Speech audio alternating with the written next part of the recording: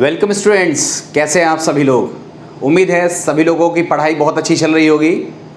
आज हम जिस टॉपिक पर बात करने वाले हैं वो बहुत ही इंटरेस्टिंग टॉपिक है, बहुत ही इम्पोर्टेंट टॉपिक है और इससे आपका 11th क्लास के एग्ज़ाम में क्वेश्चन आ सकता है और वेरियस कॉम्पिटिटिव एग्जामिनेशंस में इससे बहुत क्वेश्चन आते हैं।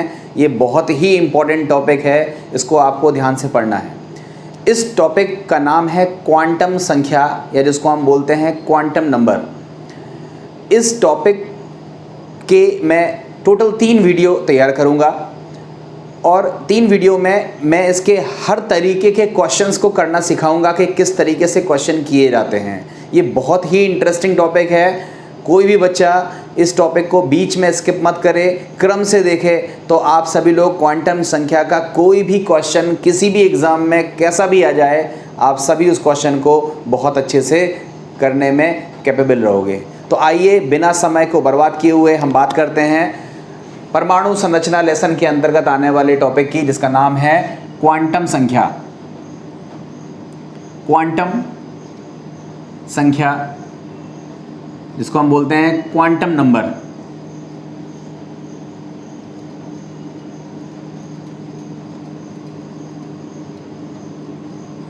सबसे पहले बात आती है क्वांटम संख्याएं होती क्या हैं। ठीक है, क्वांटम संख्याएं क्या होती हैं। थोड़ी देर के लिए क्वांटम संख्या को 2 मिनट साइड से रखते हुए आप नॉर्मल सा एक हमारे क्वेश्चन का आंसर दो।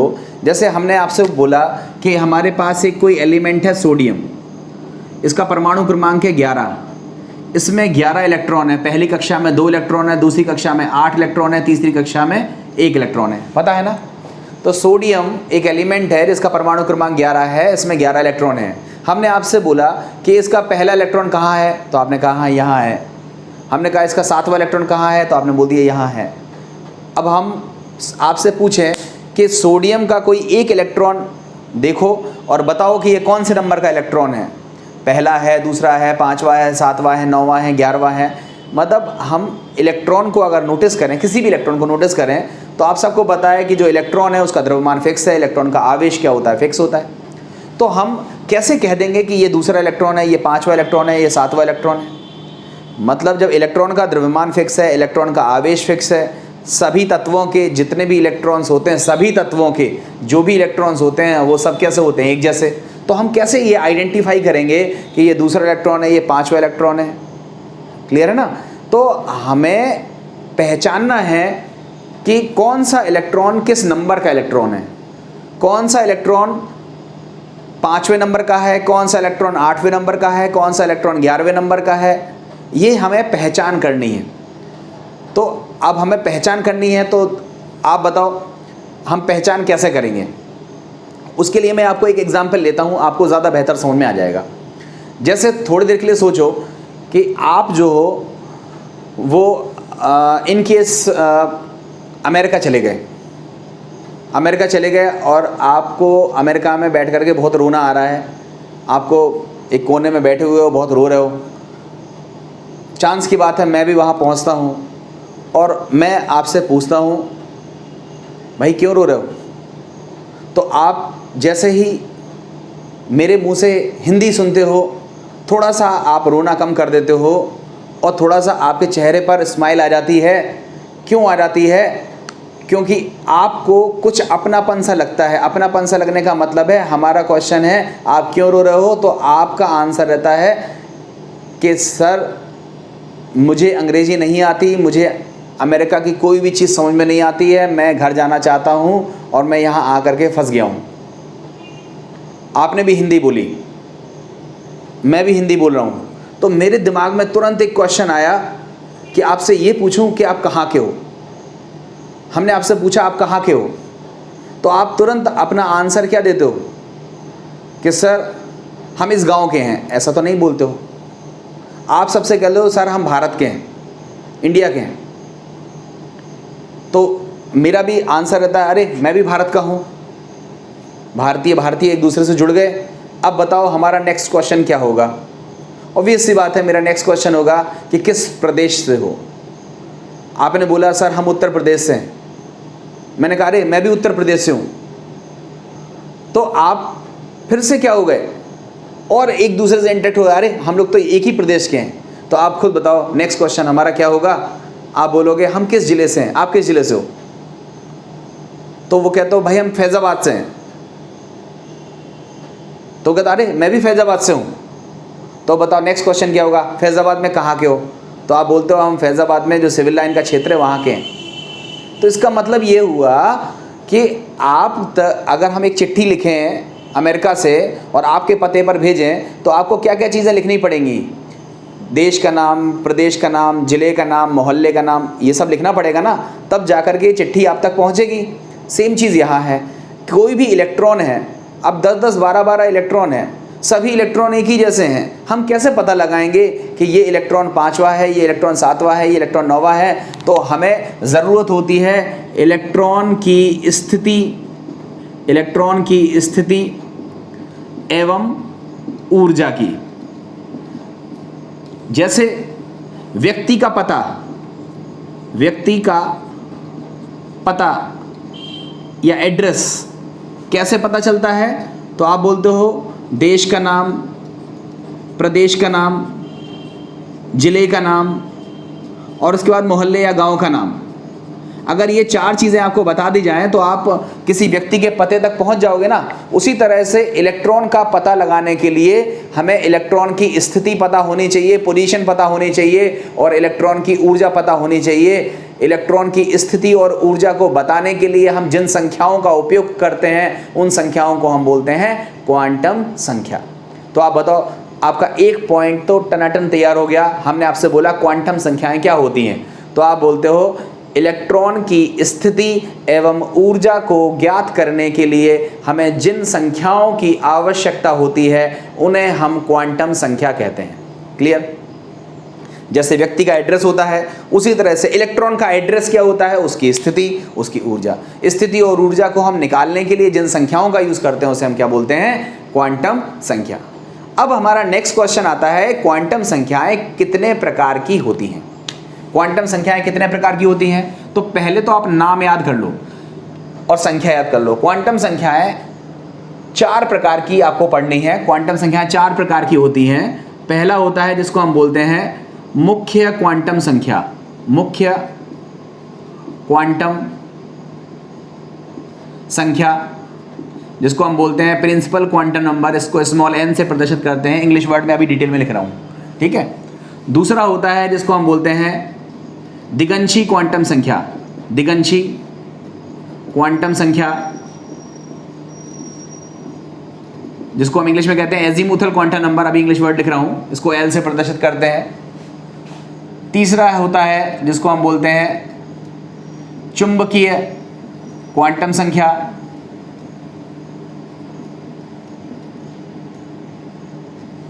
जिसको हम बोलते हैं magnetic quantum number, small m से प्रदर्शित करते हैं। और चौथा होता है जिसको हम बोलते हैं चक्रण क्वांटम संख्या, जिसको हम बोलते हैं स्पिन क्वांटम नंबर, इसको स्मॉल s से प्रदर्शित करते हैं। क्लियर? हमारा 2 क्वेश्चन का आंसर हमें मिल गया। क्वांटम संख्या क्या होती हैं, तो वे संख्याएं जो इलेक्ट्रॉन की स्थिति या किसी परमाणु में उपस्थित इलेक्ट्रॉन की स्थिति और ऊर्जा को बताती हैं उन्हें हम क्वांटम संख्या कहते हैं। दूसरे क्वेश्चन का आंसर मिला क्वांटम संख्याएं कितने प्रकार की होती हैं, तो क्वांटम संख्याएं 4 प्रकार की होती हैं। तीसरा आंसर मिला क्वांटम संख्याएं कौन कौन सी होती हैं, तो आप बोलोगे मुख्य क्वांटम संख्या, द्विगंशी क्वांटम संख्या, चुंबकीय क्वांटम संख्या और चक्रण क्वांटम संख्या। अब हम बात करते हैं एक एक करके डिटेल में हर एक क्वांटम संख्या की, तो आप सभी लोगों को ये चीज़ ज़्यादा बेहतर तरीके से समझ में आ जाएगी। तो आइए सबसे पहले हम बात करते हैं मुख्य क्वांटम संख्या की। मुख्य क्वांटम संख्या को समझने से पहले मैं आप सभी लोगों को जो चीज़ बता चुका हूँ वो मैं यहाँ लिख रहा हूँ। देखो, मैंने आपको बताया था कि कोई भी कोश जिसको हम बोलते हैं शेल या इसी का नाम होता है मुख्य ऊर्जा स्तर, मुख्य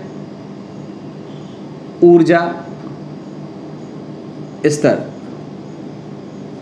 इसी को कक्षा भी कहते हैं, ठीक है, इसी को बोलते हैं कक्षा। सभी नाम एक ही है। इसका निर्माण कहो तो ये बड़ा होता है, इससे छोटा क्या होता है, उपकोश, इसको हम बोलते हैं सब शेल, बाकी नाम लिख लीजिएगा। इससे भी छोटा क्या होता है, कक्षक, जिसको हम बोलते हैं ऑर्बिटल्स। और उन कक्षकों में ज़्यादा से ज़्यादा 2 इलेक्ट्रॉन पॉसिबल हो सकते हैं, ये मैं आपको बता चुका हूँ, ठीक है, ये चीज़ आपको ऑलरेडी पता है। अब यही पता वाली चीज़ आप ऐसा समझिए, ये बड़ी चीज़ है, मतलब ये हो गया हमारा देश, ये उससे छोटा है, ये हो गया हमारा प्रदेश, ये उससे छोटा है, ये हो गया हमारा जिला, और ये उससे भी छोटा है तो ये हो गया हमारा गांव या मोहल्ला। ठीक है, ये चीज़ हो गई।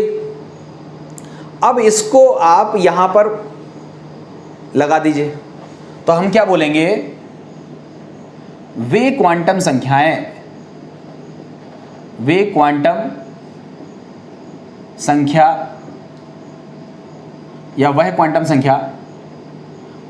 संख्या जो इलेक्ट्रॉन के कोश की जानकारी देती है,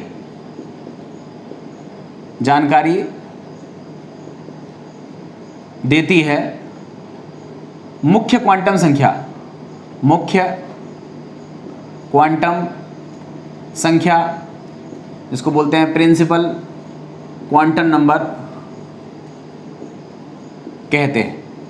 ये छोटी सी परिभाषा हमारी हो गई कि वह क्वांटम संख्या जो हमें यह बताती है कि इलेक्ट्रॉन किस कोश में है। जैसे हमने कहा सोडियम, इसका परमाणु क्रमांक है 11, इसकी पहली कक्षा में 2 इलेक्ट्रॉन है, दूसरी कक्षा में 8 इलेक्ट्रॉन है, तीसरी कक्षा में 1 इलेक्ट्रॉन है।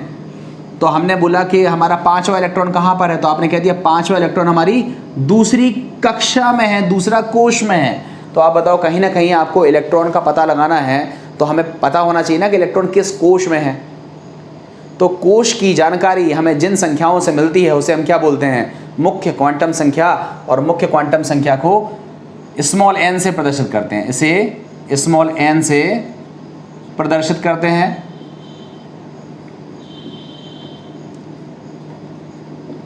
इसका मान शून्य के अतिरिक्त, शून्य नहीं होता, ध्यान रखना, शून्य के अतिरिक्त कोई भी धन पूर्णांक संख्या हो सकता है। धन पूर्णांक संख्या मतलब अर्थात n बराबर 1, 2, 3, 4 एंड सो ऑन हो सकता है। ठीक है, उसके बाद लिखोगे उदाहरण में, यदि n बराबर 3 है तो यह प्रदर्शित करता है कि इलेक्ट्रॉन तृतीय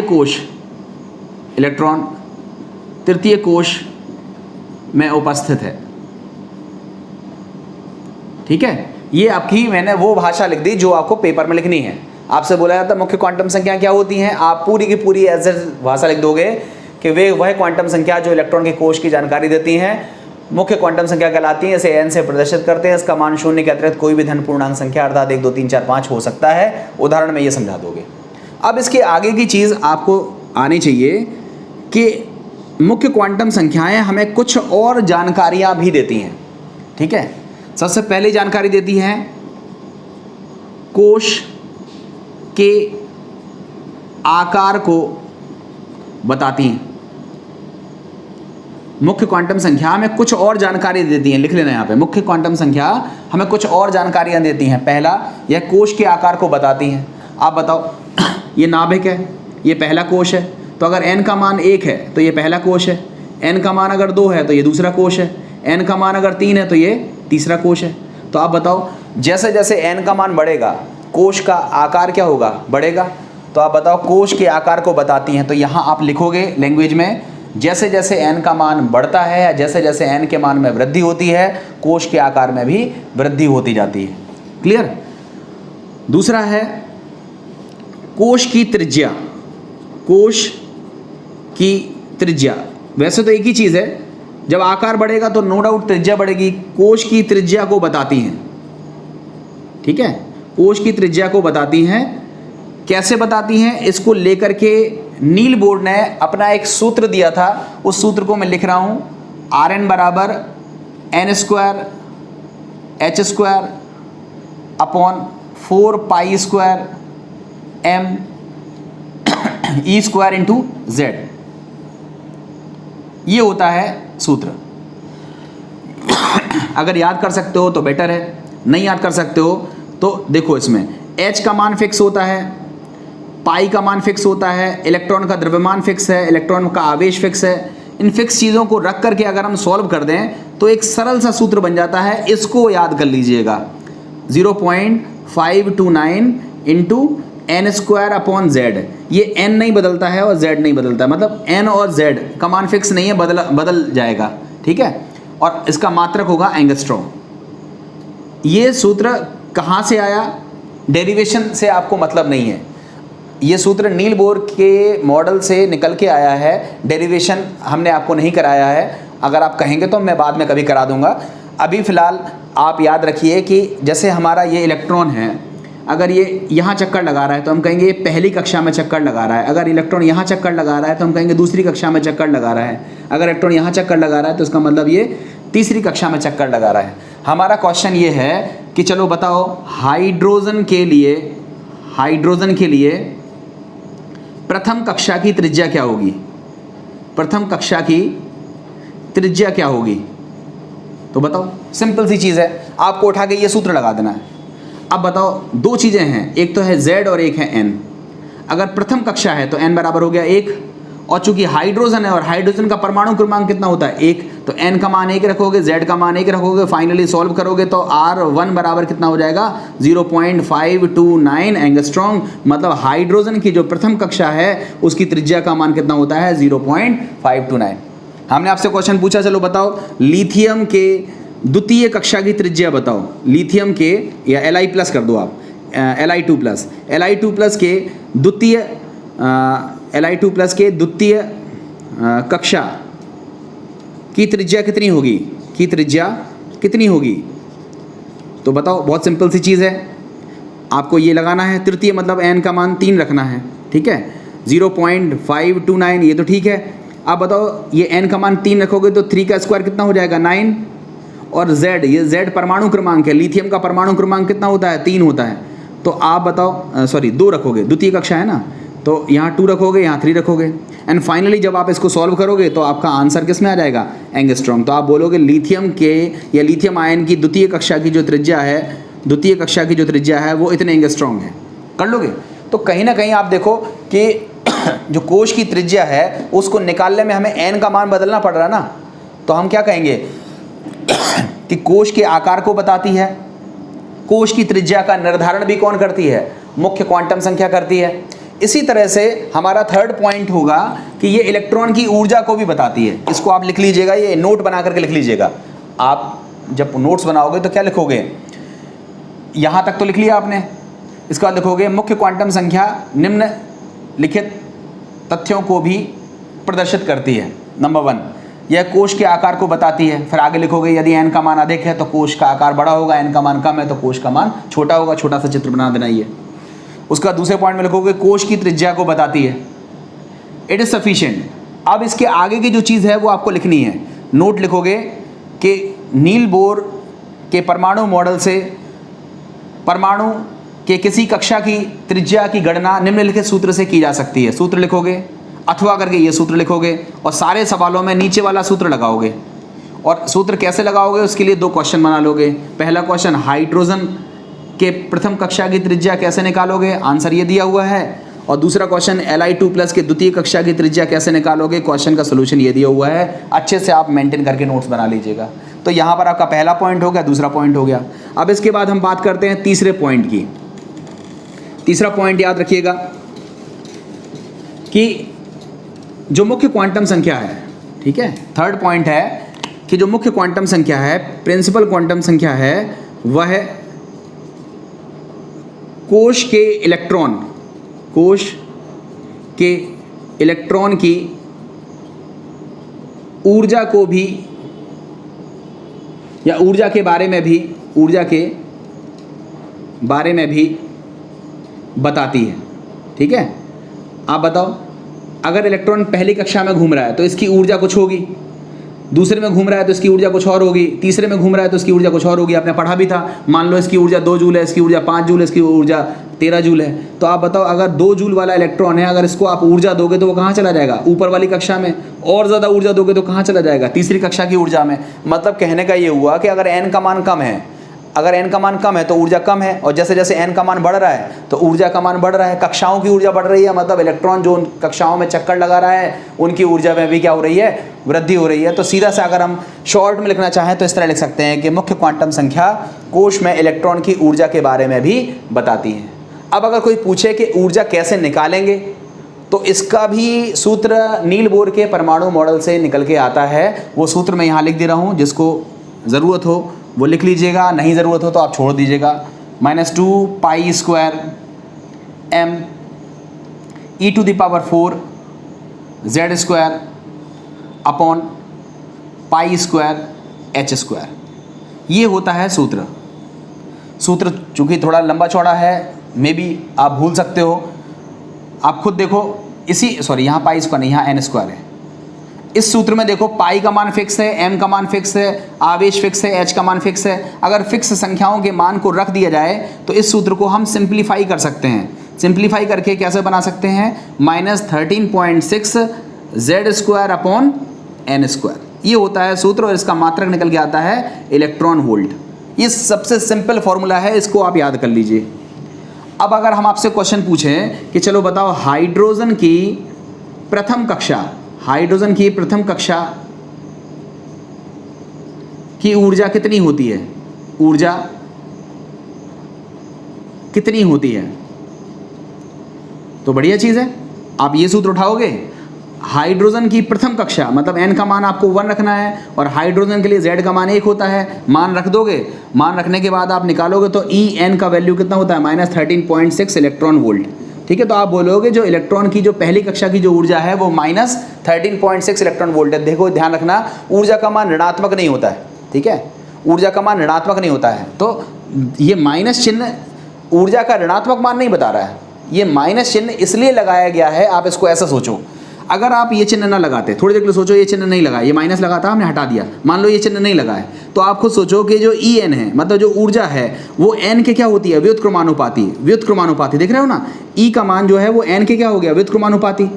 अब बताओ, अगर n का मान बढ़ेगा तो ऊर्जा का मान क्या हो जाएगा? घट जाएगा। तो बताओ, इसका मतलब पहली कक्षा की ऊर्जा ज़्यादा होनी चाहिए, दूसरी की कम होनी चाहिए, तीसरी की कम होनी चाहिए, मगर होता तो इसका उल्टा है। मतलब n का मान व्युत्क्रमानुपाती ना होकर के कैसा होना चाहिए? समानुपाती होना चाहिए। मगर यहाँ तो अगर हम माइनस का चिन्ह न लगाएं तो En जो है, जो ऊर्जा का मान है, वो मुख्य क्वांटम संख्या के व्युत्क्रमानुपाती है। तो इस व्युत्क्रमानुपाती का जो व्यवहार है वो समानुपाती की तरह हो जाए, इसलिए हमने आगे चिन्ह क्या लगा दिया?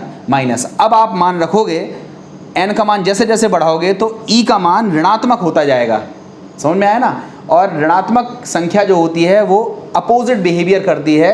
कहने का मतलब ये है कि माइनस चिन्ह लगाने से अब n भले बटे में है, n भले व्युत्क्रमानुपाती में है, मगर चिन्ह माइनस लग गया तो अब इसका जो रिजल्ट होगा वो कुछ इस तरह से होगा कि जो E है वो n के समानुपाती की तरह व्यवहार करेगी। मतलब जैसे जैसे n का मान बढ़ेगा, कोश की ऊर्जा क्या हो जाएगी?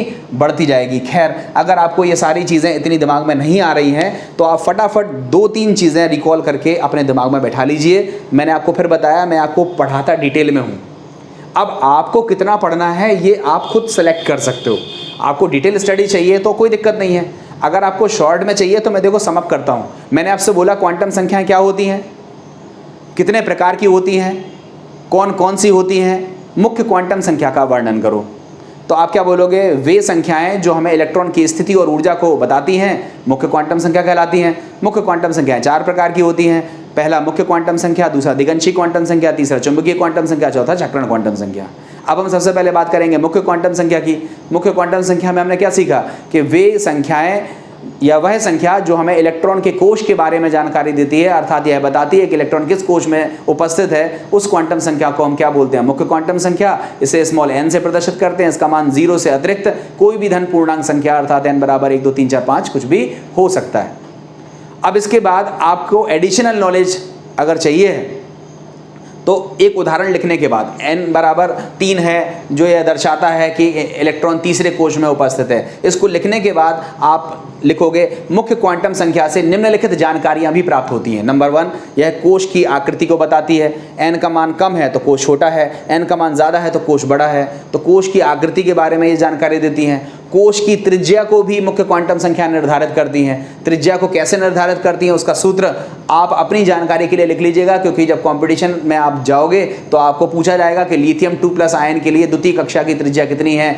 आपसे पूछेगा कि हाइड्रोजन के या हीलियम के तृतीय कक्षा की त्रिज्या कितनी है, तो फिर आप निकाल नहीं पाओगे। इसलिए त्रिज्या का वो जो सूत्र है वो एक इंपॉर्टेंट सूत्र है और इससे कॉम्पिटिशन के क्वेश्चन बहुत बनते हैं। तो त्रिज्या का निर्धारण भी मुख्य क्वांटम संख्या से होता है। उसी तरह से ऊर्जा का निर्धारण भी मुख्य क्वांटम संख्या से होता है। ऊर्जा का सूत्र ये लिखा हुआ है, बड़ा सूत्र याद नहीं हो सकता है तो आप छोटा सूत्र याद कर लीजिए। इस छोटे सूत्र में जो मात्रक है वो इलेक्ट्रॉन वोल्ट है। अगर आप बोलोगे कि हमें ऊर्जा को जूल में बदलना है तो इलेक्ट्रॉन वोल्ट को जूल में बदलने के लिए हम 1.6 × 10⁻⁹ से गुणा कर देंगे तो ये मात्रक पूरा का पूरा किस में कन्वर्ट हो जाएगा, जूल में कन्वर्ट हो जाएगा। जो इलेक्ट्रॉन का आवेश होता है उस आवेश से गुणा भर करने से इलेक्ट्रॉन वोल्ट किस में कन्वर्ट हो जाएगा, जूल में कन्वर्ट हो जाएगा। तो आप अपने सुविधा के अनुसार आंसर इलेक्ट्रॉन वोल्ट में भी दे सकते हो और जूल में भी दे सकते हो।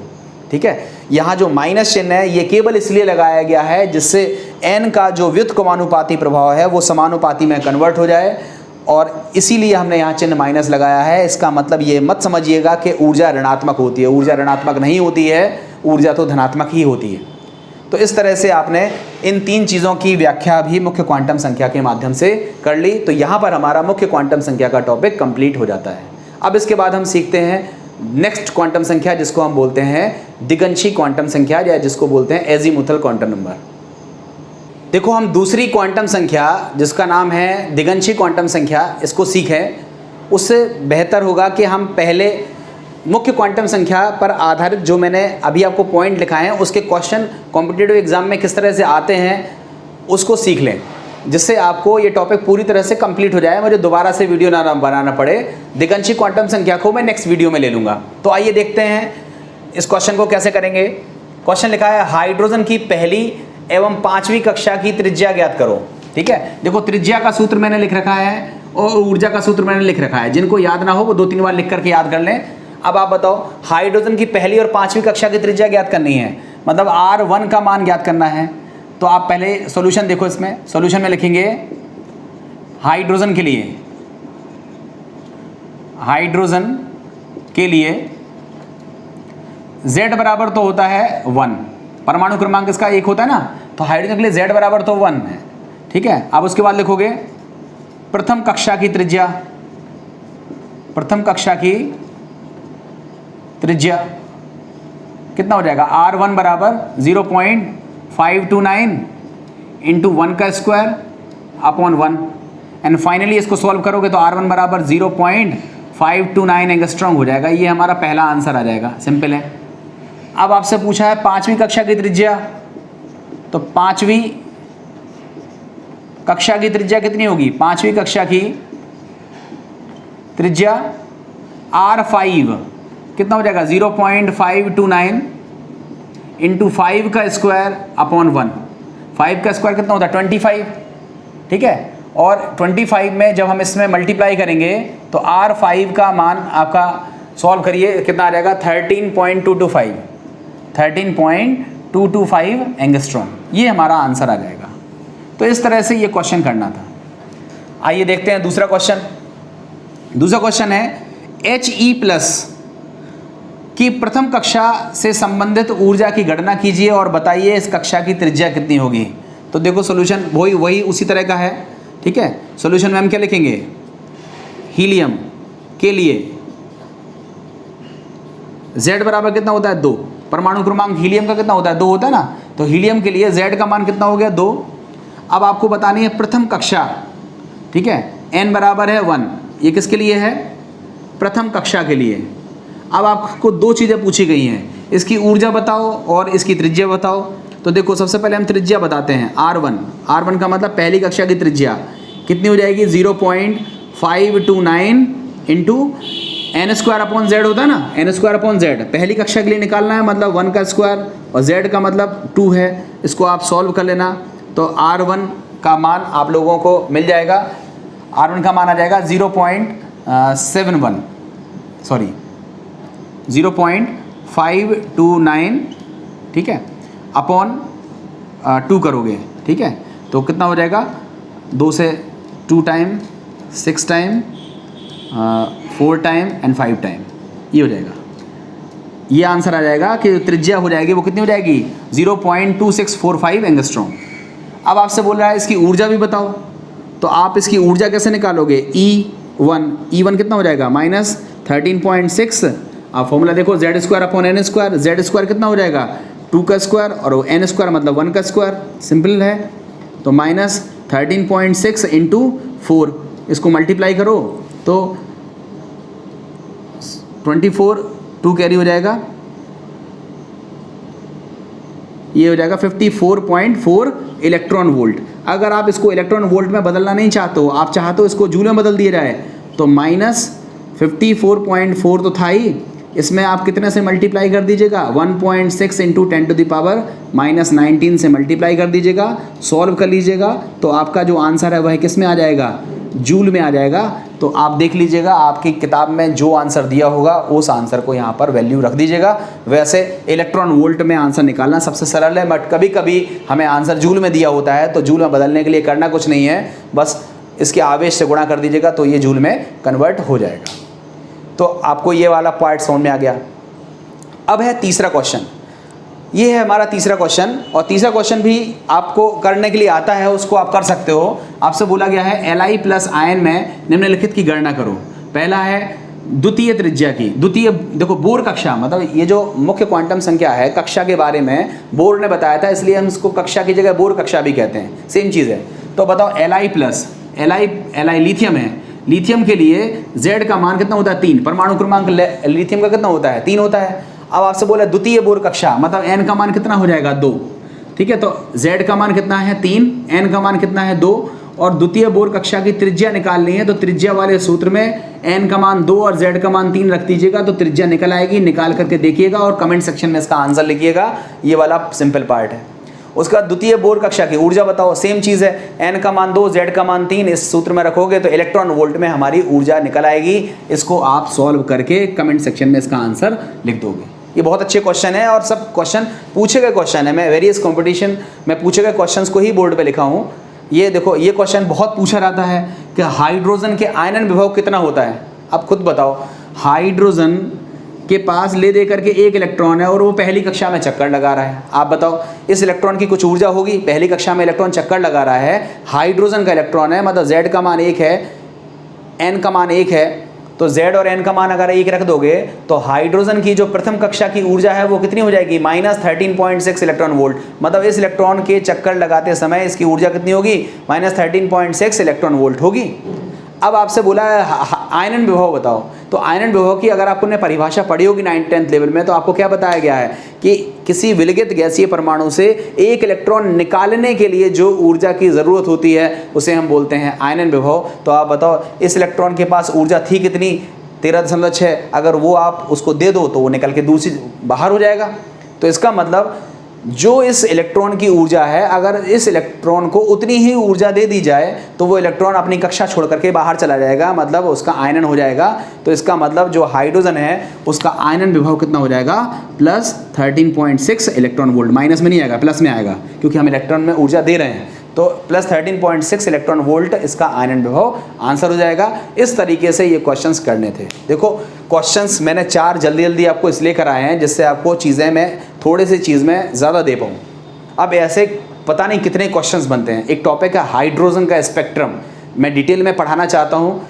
मैं चाहता हूँ कि पहले थोड़ा सा आपका बेस तैयार हो जाए, तो हाइड्रोजन के स्पेक्ट्रम को, जिसमें Lyman series, बामर series, पाश्चन, bracket fund, इन सब को बहुत अच्छे तरीके से सवालों के साथ मैं आपको पढ़ाऊँगा, तो आपको ये चीज़ बहुत बेहतरीन समझ में आएगी। बस आप कंटिन्यूटी मत तोड़िएगा, अगर आप इसको सिंपलेस्ट समझना चाहते हो तो हमारा क्वेश्चन में आज का पार्ट केवल इतना कवर हुआ कि क्वांटम संख्याएं क्या होती हैं। क्वांटम संख्याएं 4 प्रकार की होती हैं। वो 4 प्रकार कौन से हैं? मुख्य क्वांटम संख्या, दिगंशी क्वांटम संख्या, चुंबकीय क्वांटम संख्या और चक्रण क्वांटम संख्या। और हमने डिटेल में डिस्कस केवल और केवल एक क्वांटम संख्या को कर पाया है, उसका नाम था मुख्य क्वांटम संख्या। आज के टॉपिक में हम सभी लोग दूसरी क्वांटम संख्या पर बात करने जा रहे हैं। दूसरी क्वांटम संख्या जिसको हम बोलते हैं द्विगंशी क्वांटम संख्या। द्विगंशी क्वांटम संख्या, द्विगंशी क्वांटम संख्या या जिसको हम बोलते हैं एजीमुथल क्वांटम नंबर।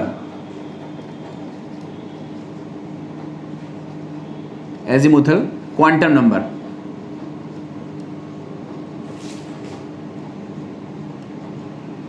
ये मोस्ट इंपॉर्टेंट है, बहुत पूछी जाती है, अलग से शॉर्ट नोट आता है कि दिगंशी क्वांटम संख्या क्या होती है।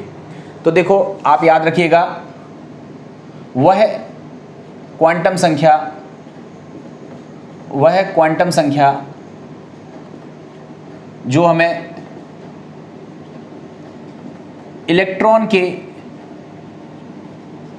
उपकोष की जानकारी प्रदान करती हैं। इलेक्ट्रॉन के उपकोष की जानकारी प्रदान करती हैं, द्विगंशी क्वांटम संख्या कहलाती है। द्विगंशी या कुछ लोग दिगंशी जैसा भी लिखना चाहो, दोनों एक ही चीज़ है। दिगंशी क्वांटम संख्या कहलाती है। दिगंशी क्वांटम संख्या जिसको हम शॉर्ट में कहते हैं एजीमुथल क्वांटम नंबर कहलाती है। इसकी खोज तो सोमरफील्ड ने करी थी, ठीक है, लिखना चाहो तो लिख देना। इसकी खोज सोमरफील्ड नामक वैज्ञानिक ने करी थी। इसे एल से प्रदर्शित करते हैं, एल से प्रदर्शित करते हैं। यह या ऐसे लिखोगे एल का मान मुख्य क्वांटम संख्या ब्रैकेट में n पर निर्भर करता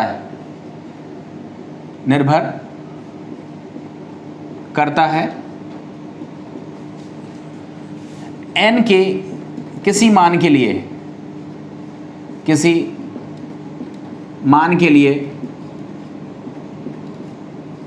l का मान 0 से n-1 तक होता है। ठीक है, ये है हमारी डेफिनेशन। इसको आपको वर्ड टू वर्ड याद करना पड़ेगा। अब देखो, मैं आपको इस डेफिनेशन को बहुत आसानी से समझा रहा हूँ, बहुत ध्यान से याद करिएगा। देखो, हमने आपको क्या बताया था कि किसी भी व्यक्ति का जो एड्रेस है उसको बताने के लिए पहले देश का नाम पता होना चाहिए, फिर हमें प्रदेश का नाम पता होना चाहिए, तब जाकर के हमें ज़िले का नाम पता होना चाहिए, और तब जाकर के फिर हमें गली मोहल्ला या गांव का नाम बताया जाना चाहिए। तो जाकर के उस व्यक्ति का एड्रेस कंप्लीट हो जाता है। ठीक है, समझाने के लिए मैंने ऐसा लिया था।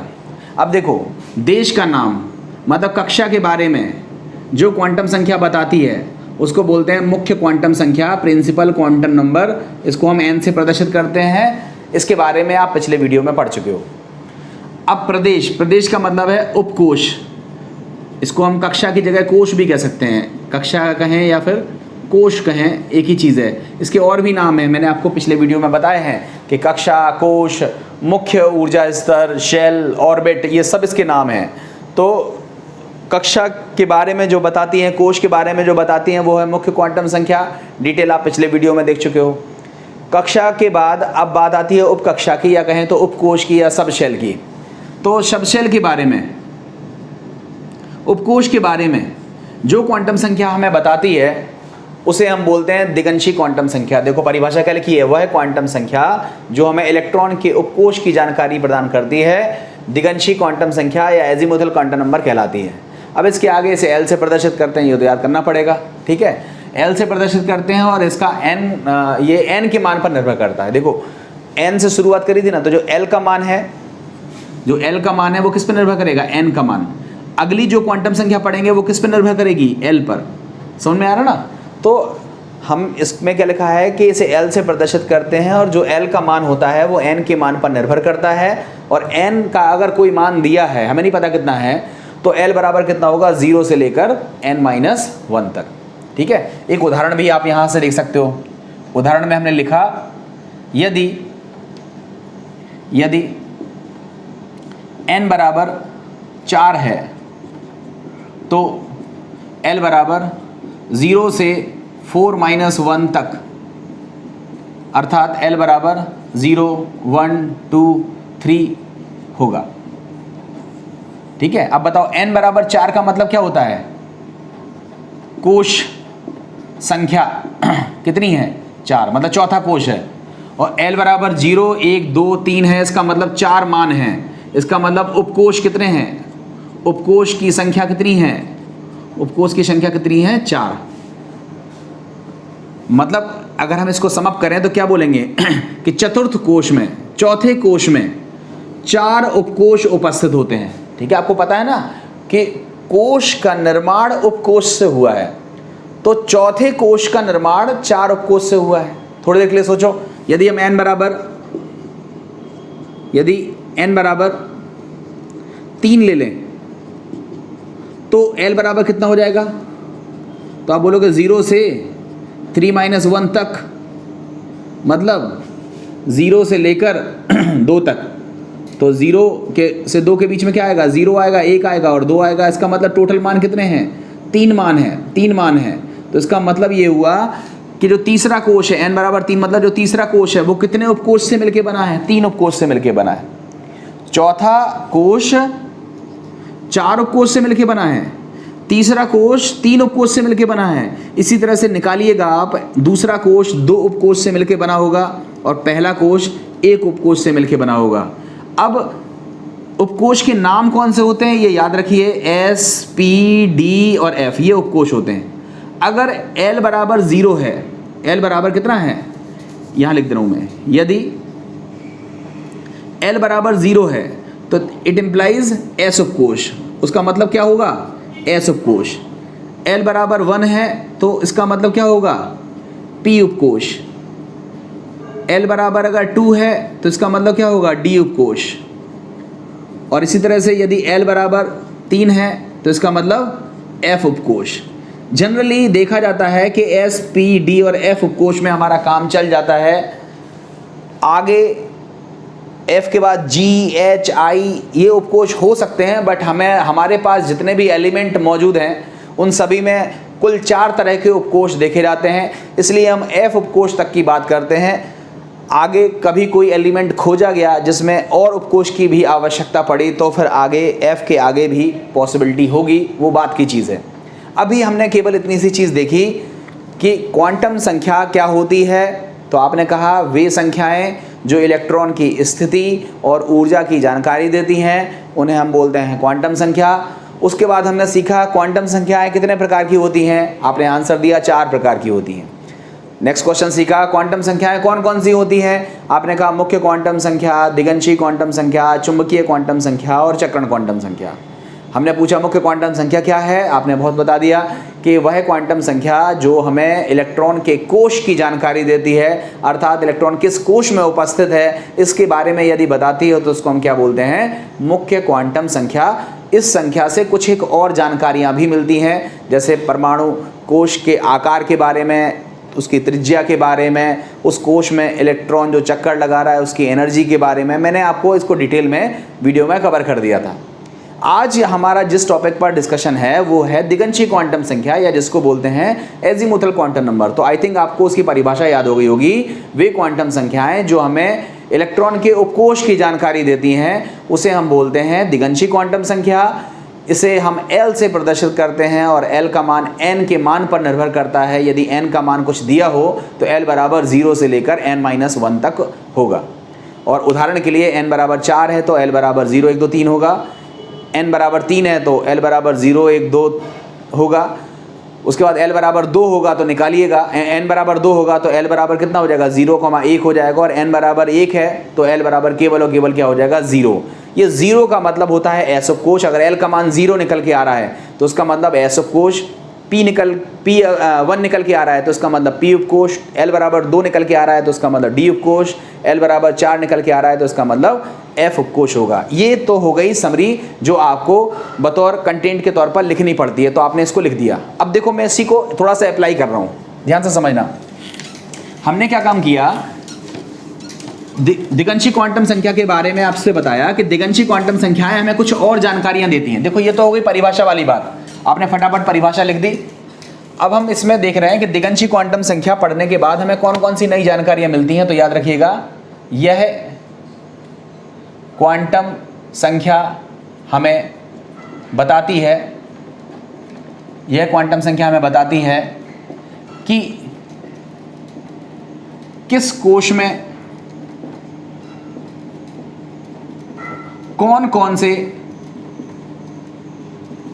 उपकोश उपस्थित हैं। ठीक है, पहली जानकारी हमें देती है ये।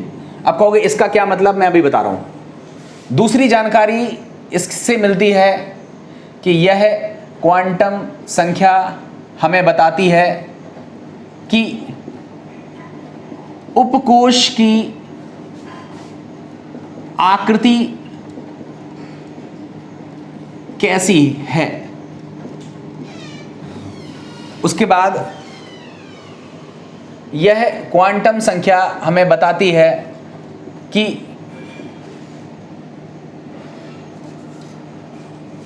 कक्षक कोणीय संवेग, जिसका नाम होता है ऑर्बिटल एंगुलर मोमेंटम, का मान कितना होता है, का मान कितना होता है।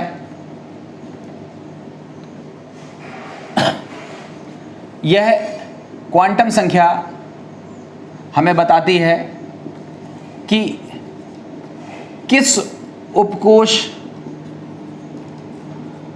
की ऊर्जा अधिक है और किस उपकोश की ऊर्जा कम है। और यह हमें बताती है कि किसी उपकोश में अधिकतम इलेक्ट्रॉन की संख्या कितनी होगी। ठीक है, ध्यान से समझिएगा, ये पांचों चीजें हमें दिगंशी क्वांटम संख्या से पता चलती हैं। अब एक एक पॉइंट को मैं डिटेल में ले रहा हूं। देखो यहां पे, देखो ये है मेरा पहला पॉइंट कि क्वांटम संख्याएं हमें यह बताती हैं कि कोश में कितने उपकोश हैं। तो देखो कोश को कौन बताता है, आप बोलोगे कोश को बताते हैं मुख्य क्वांटम संख्या n बराबर 1 है, इसका मतलब पहला कोश है। n बराबर 2 है, इसका मतलब दूसरा कोश है। n बराबर 3 है, तीसरा कोश है। n बराबर 4 है तो चौथा कोश है। n बराबर 5 है तो पांचवा कोश है। तो कोश के बारे में हमें जानकारी कौन देता है, मुख्य क्वांटम संख्या। चलो ठीक है, ये तो हमें पता है। अब बताओ इस कोश में उपकोश कितने होंगे, इस कोश में उपकोश कितने होंगे, इसकी जानकारी कौन देगा, L। अब बताओ L बराबर कितना होगा, अगर n बराबर 0 है तो L बराबर 0 से 1 माइनस 1, मतलब 0 से 0। तो L बराबर कुल कितने मान होंगे, आप खुद बताओ L के मान कितने होंगे। आप बोलोगे केवल एक ही मान होगा 0। अब बताओ यदि n बराबर 2 है तो L बराबर क्या होगा, 0 से 2 माइनस 1, इसका मतलब 0 एंड 1, दो मान होंगे। n बराबर 3 है तो L बराबर कितना होगा, 0 से 3 माइनस 1, इट मीन 0 भी होगा, 1 भी होगा, 2 भी होगा। 4 है तो L बराबर क्या होगा, 0 से 4 माइनस 1, दैट इज़ 0 होगा, 1 होगा, 2 होगा और 3 होगा। इसी तरह से L बराबर 0 से 5 माइनस 1, इसका मतलब 0 1 2 3 4 ये सब होंगे मान। इसका मतलब क्या हुआ, इसका मतलब देखो मैं अभी भी बता चुका हूं, उपकोष के नाम क्या होंगे, उपकोष के नाम क्या होंगे, तो आप कहोगे L बराबर अगर 0 है तो उपकोष का नाम होगा S, L बराबर 0 और 1 है तो इसका मतलब उसमें दो उपकोष हैं, S है और P है। तीसरे कोष में 3 उपकोष हैं, S P और D। चौथे में 4 उपकोष हैं, S P D और F। और पांचवें में 5 उपकोष हैं, S P D F G। अब G का उपयोग नहीं करते हैं, वो बात की चीज़ है।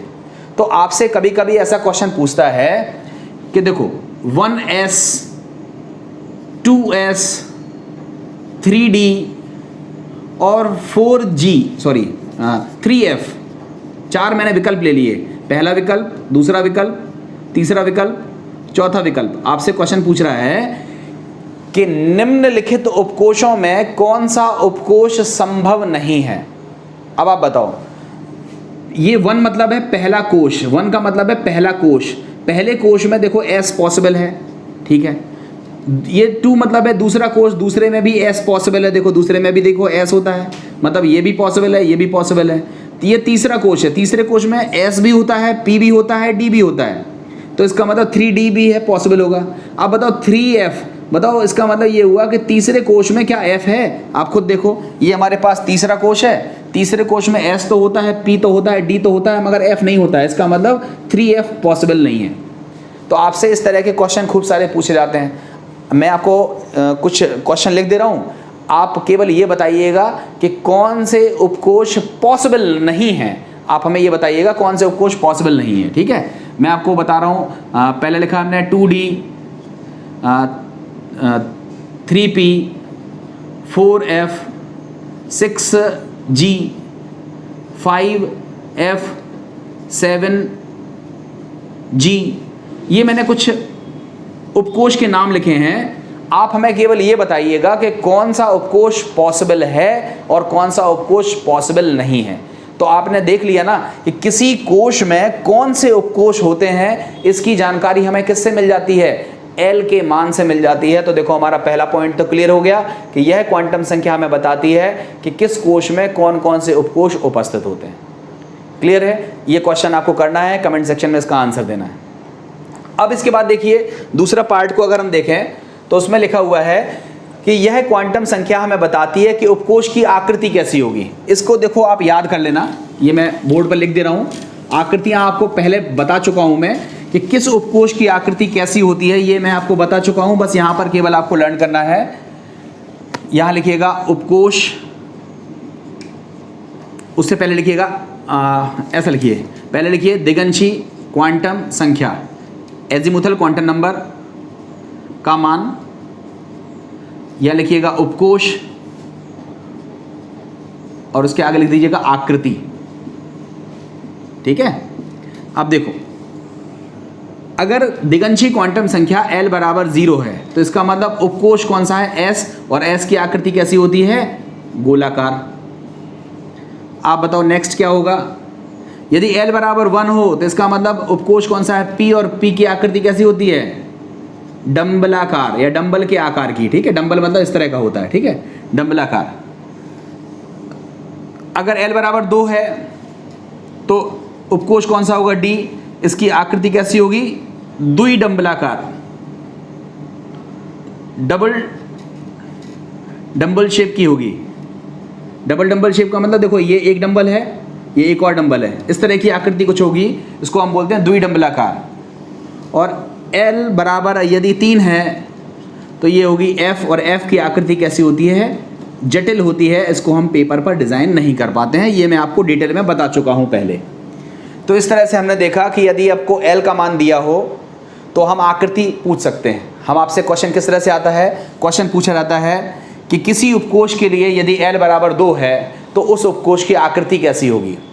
क्वेश्चन नंबर दूसरा अगर बना करके पूछता है कि S उपकोष की आकृति कैसी होती है, ये तो आप बता दोगे, बट आपसे क्वेश्चन रिवर्स करके पूछता है कि यदि L बराबर 3 है तो उस से प्रदर्शित होने वाले उपकोष की आकृति कैसी होगी। तो वहाँ आप कंफ्यूज ना हो, उसको आप ध्यान रखिएगा कि L बराबर 0 S को बताता है, L बराबर 1 P को बताता है, L बराबर 2 D को बताता है, L बराबर 3 F को बताता है। कुछ लोग कहेंगे अगर G होता तो अब जब F की आकृति जटिल है तो उसके नीचे जो भी होंगे उपकोष वैसे तो पाए ही नहीं जाएंगे, जो हमारे पास एट प्रेजेंट एलिमेंट मौजूद हैं उनमें SPDF से काम चल जाने वाला है।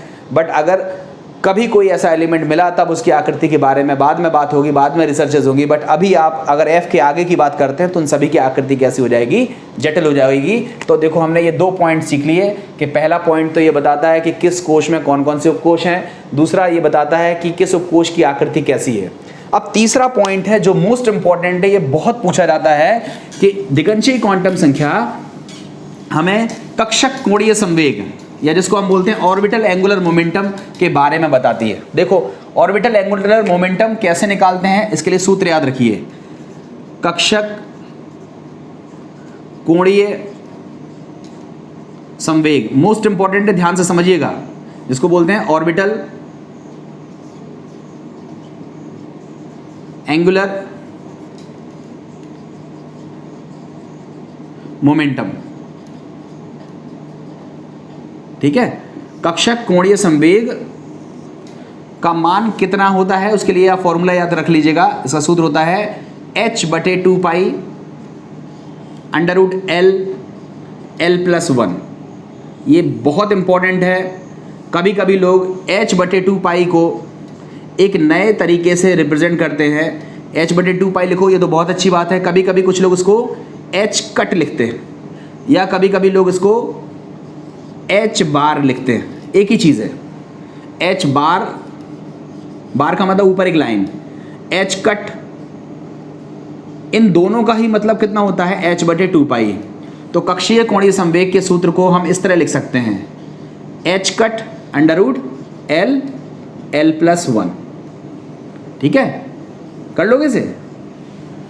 या फिर कभी कभी इसी सूत्र को कैसे लिख देते हैं h बार √ l+1, जहां l क्या है तो आप बोलोगे l है दिगंशीय क्वांटम संख्या। अब देखो इससे क्वेश्चन इंपॉर्टेंट क्यों है, इससे क्वेश्चन किस तरीके से पूछा जाता है, इसको आप ऐसे देखो। आपसे पेपर में क्वेश्चन आता है कि S उपकोष में उपस्थित इलेक्ट्रॉन का कक्षक कोणीय संवेग कितना होता है। ये क्वेश्चन आता है, बहुत पूछा जाता है ये क्वेश्चन।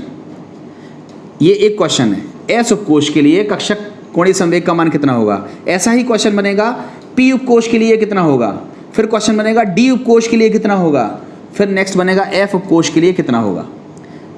क्या कितना होगा, कक्षक कोणीय संवेग, ऑर्बिटल एंगुलर मोमेंटम कितना होगा। तो आप बताओ S उपकोष में, S उपकोष के लिए आपको पता है ना L बराबर क्या होता है 0। ठीक है, तो आप लिखोगे अतः कक्षक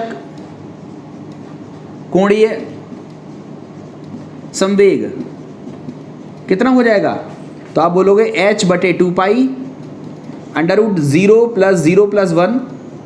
सबको सॉल्व करोगे तो कितना आ जाएगा 0। मतलब S उपकोष के लिए कक्षक कोणीय संवेग का मान कितना होता है 0 होता है। P उपकोष के लिए कितना होगा, तो L बराबर कितना होता है P उपकोष के लिए 1। तो कितना मान हो जाएगा h/2 पाई √ 1 ब्रैकेट में 1+1। तो इसको सॉल्व करोगे तो कितना हो जाएगा √2 h/2 पाई। ये √2 टाइम कैंसिल हो जाएगा तो फाइनल आंसर क्या हो जाएगा h/√2 पाई। ये हमारा आंसर हो जाएगा। S उपकोष के लिए 0 होता है, P उपकोष के लिए कितना होता है h/√2 पाई। D उपकोष के लिए L बराबर कितना रख दोगे 2 रखोगे, सॉल्व करोगे कितना आ जाएगा h/2 पाई √2 2+1। तो कितना हो जाएगा √6 हो जाएगा। उसको कितना करोगे h, ऐसा करो √6 h/2 पाई। ठीक है, इसको और सॉल्व कर सकते हो आप चाहो तो, h प्लैंक नियतांक होता है। ठीक है, इसके बाद F उपकोष में L बराबर कितना रखोगे 3 रखोगे, और जब 3 रखोगे तो कितना हो जाएगा h/2 पाई √3 3+1। तो कितना हो जाएगा 12 को लिख सकते हैं 4 × 3 लिख सकते हैं h/2 पाई।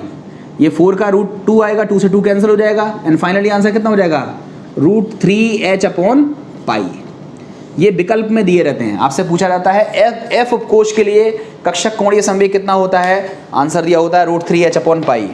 पी उपकोष के लिए कक्षक कोणीय संवेग कितना होता है h/√2 पाई। डी उपकोष के लिए कक्षक कोणीय संवेग कितना होता है √6h/2 पाई। तो इस तरह से आप कक्षक कोणीय संवेग निकाल लोगे। ये बहुत इंपॉर्टेंट है, बहुत बार पूछा जाता है और कई सारे कॉम्पिटिटिव एग्जामिनेशन में ये पूछा जाता है, फिर चाहे वो नीट का एग्जाम हो या फिर किसी भी इंजीनियरिंग एग्जाम या फिर कोई भी कॉलेज का एंट्रेंस एग्जाम हो, ये सब क्वेश्चन बहुत इंपॉर्टेंट है, बहुत पूछे जाते हैं। तो आपने 3 चीज़ें देखी कि जो दिगंशी क्वांटम संख्या है वो हमें बताती है कोष में कितने उपकोष है, उपकोष की आकृति कैसी है और कक्षक कोणीय संवेग का मान कितना होता है। अब हमें चौथा पॉइंट सीखना है कि जो दिगंशी क्वांटम संख्या होती है वो किस उपकोष की ऊर्जा अधिक है और किस उपकोष की ऊर्जा कम है, इसके बारे में बताती है। इसमें बहुत छोटी सी चीज़ याद रखनी है, L का मान कम है तो ऊर्जा भी कैसी होगी, कम होगी। L का मान ज़्यादा है तो ऊर्जा भी कैसी होगी, ज़्यादा होगी। तो आप बताओ, अगर हम आपसे बोलें 4s, 4p, 4d, 4f, इन चारों में सबसे ज़्यादा ऊर्जा किसकी है, 4s, 4p, 4d, 4f। ध्यान से समझना, ये 4 4 4 4 लिखा हुआ है। इसका मतलब चौथा कोष में s भी है, चौथे कोष में p भी है, चौथे कोष में d भी है और चौथे कोष में f भी है। हम आपसे पूछ रहे हैं इन चारों में सबसे ज़्यादा ऊर्जा किसकी है, तो आप बोलोगे जिसके लिए L ज़्यादा उसके लिए ऊर्जा ज़्यादा, मतलब सबसे ज़्यादा ऊर्जा किसकी हो जाएगी 4f के लिए, क्योंकि f के लिए L बराबर कितना होता है, f के लिए L बराबर कितना होता है बताओ, L बराबर होता है 3। तो d के लिए कितना होता है, L 2 होता है। तो आप बताओ सबसे ज़्यादा ऊर्जा किसकी हो जाएगी, आप बोलोगे 4f की, उससे कम किसकी हो जाएगी 4d की, उससे कम 4p की और उससे भी कम किसकी हो जाएगी 4s की हो जाएगी। मतलब कहने का ये हुआ कि अगर एक ही कक्षा के कई उपकोष हैं, एक ही कक्षा के, अब देखो आप ऐसा मत करना, हमने आपसे बोला कि 3D और 4D में किसकी ऊर्जा ज़्यादा है, 3D और 4D में किसकी ऊर्जा ज़्यादा है, तो फिर इसमें या ऐसा समझ लो 3D और 4f में ऊर्जा ज़्यादा किसकी है, तो आपको फिर या ऐसा समझ लो 4s लिख दे रहे हैं हम। अब आपको ज़्यादा क्लियर हो जाएगा। हमारा क्वेश्चन है 3D और 4s में किसकी ऊर्जा ज़्यादा है, तो आप बोलोगे d के लिए L का मान तो 2 है और s के लिए तो L का मान 0 है, इसका मतलब 3D की ऊर्जा ज़्यादा होनी चाहिए, 4s की ऊर्जा ज़्यादा होनी चाहिए, कम होनी चाहिए। तो ऐसा नहीं होता है।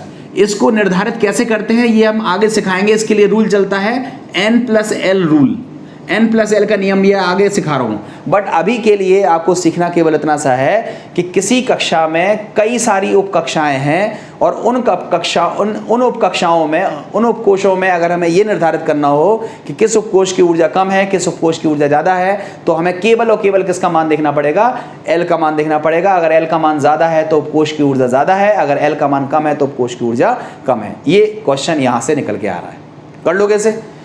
ये हमारा हो गया 4th पॉइंट कि उपकोष की ऊर्जा का निर्धारण भी हम L के मान से कर सकते हैं।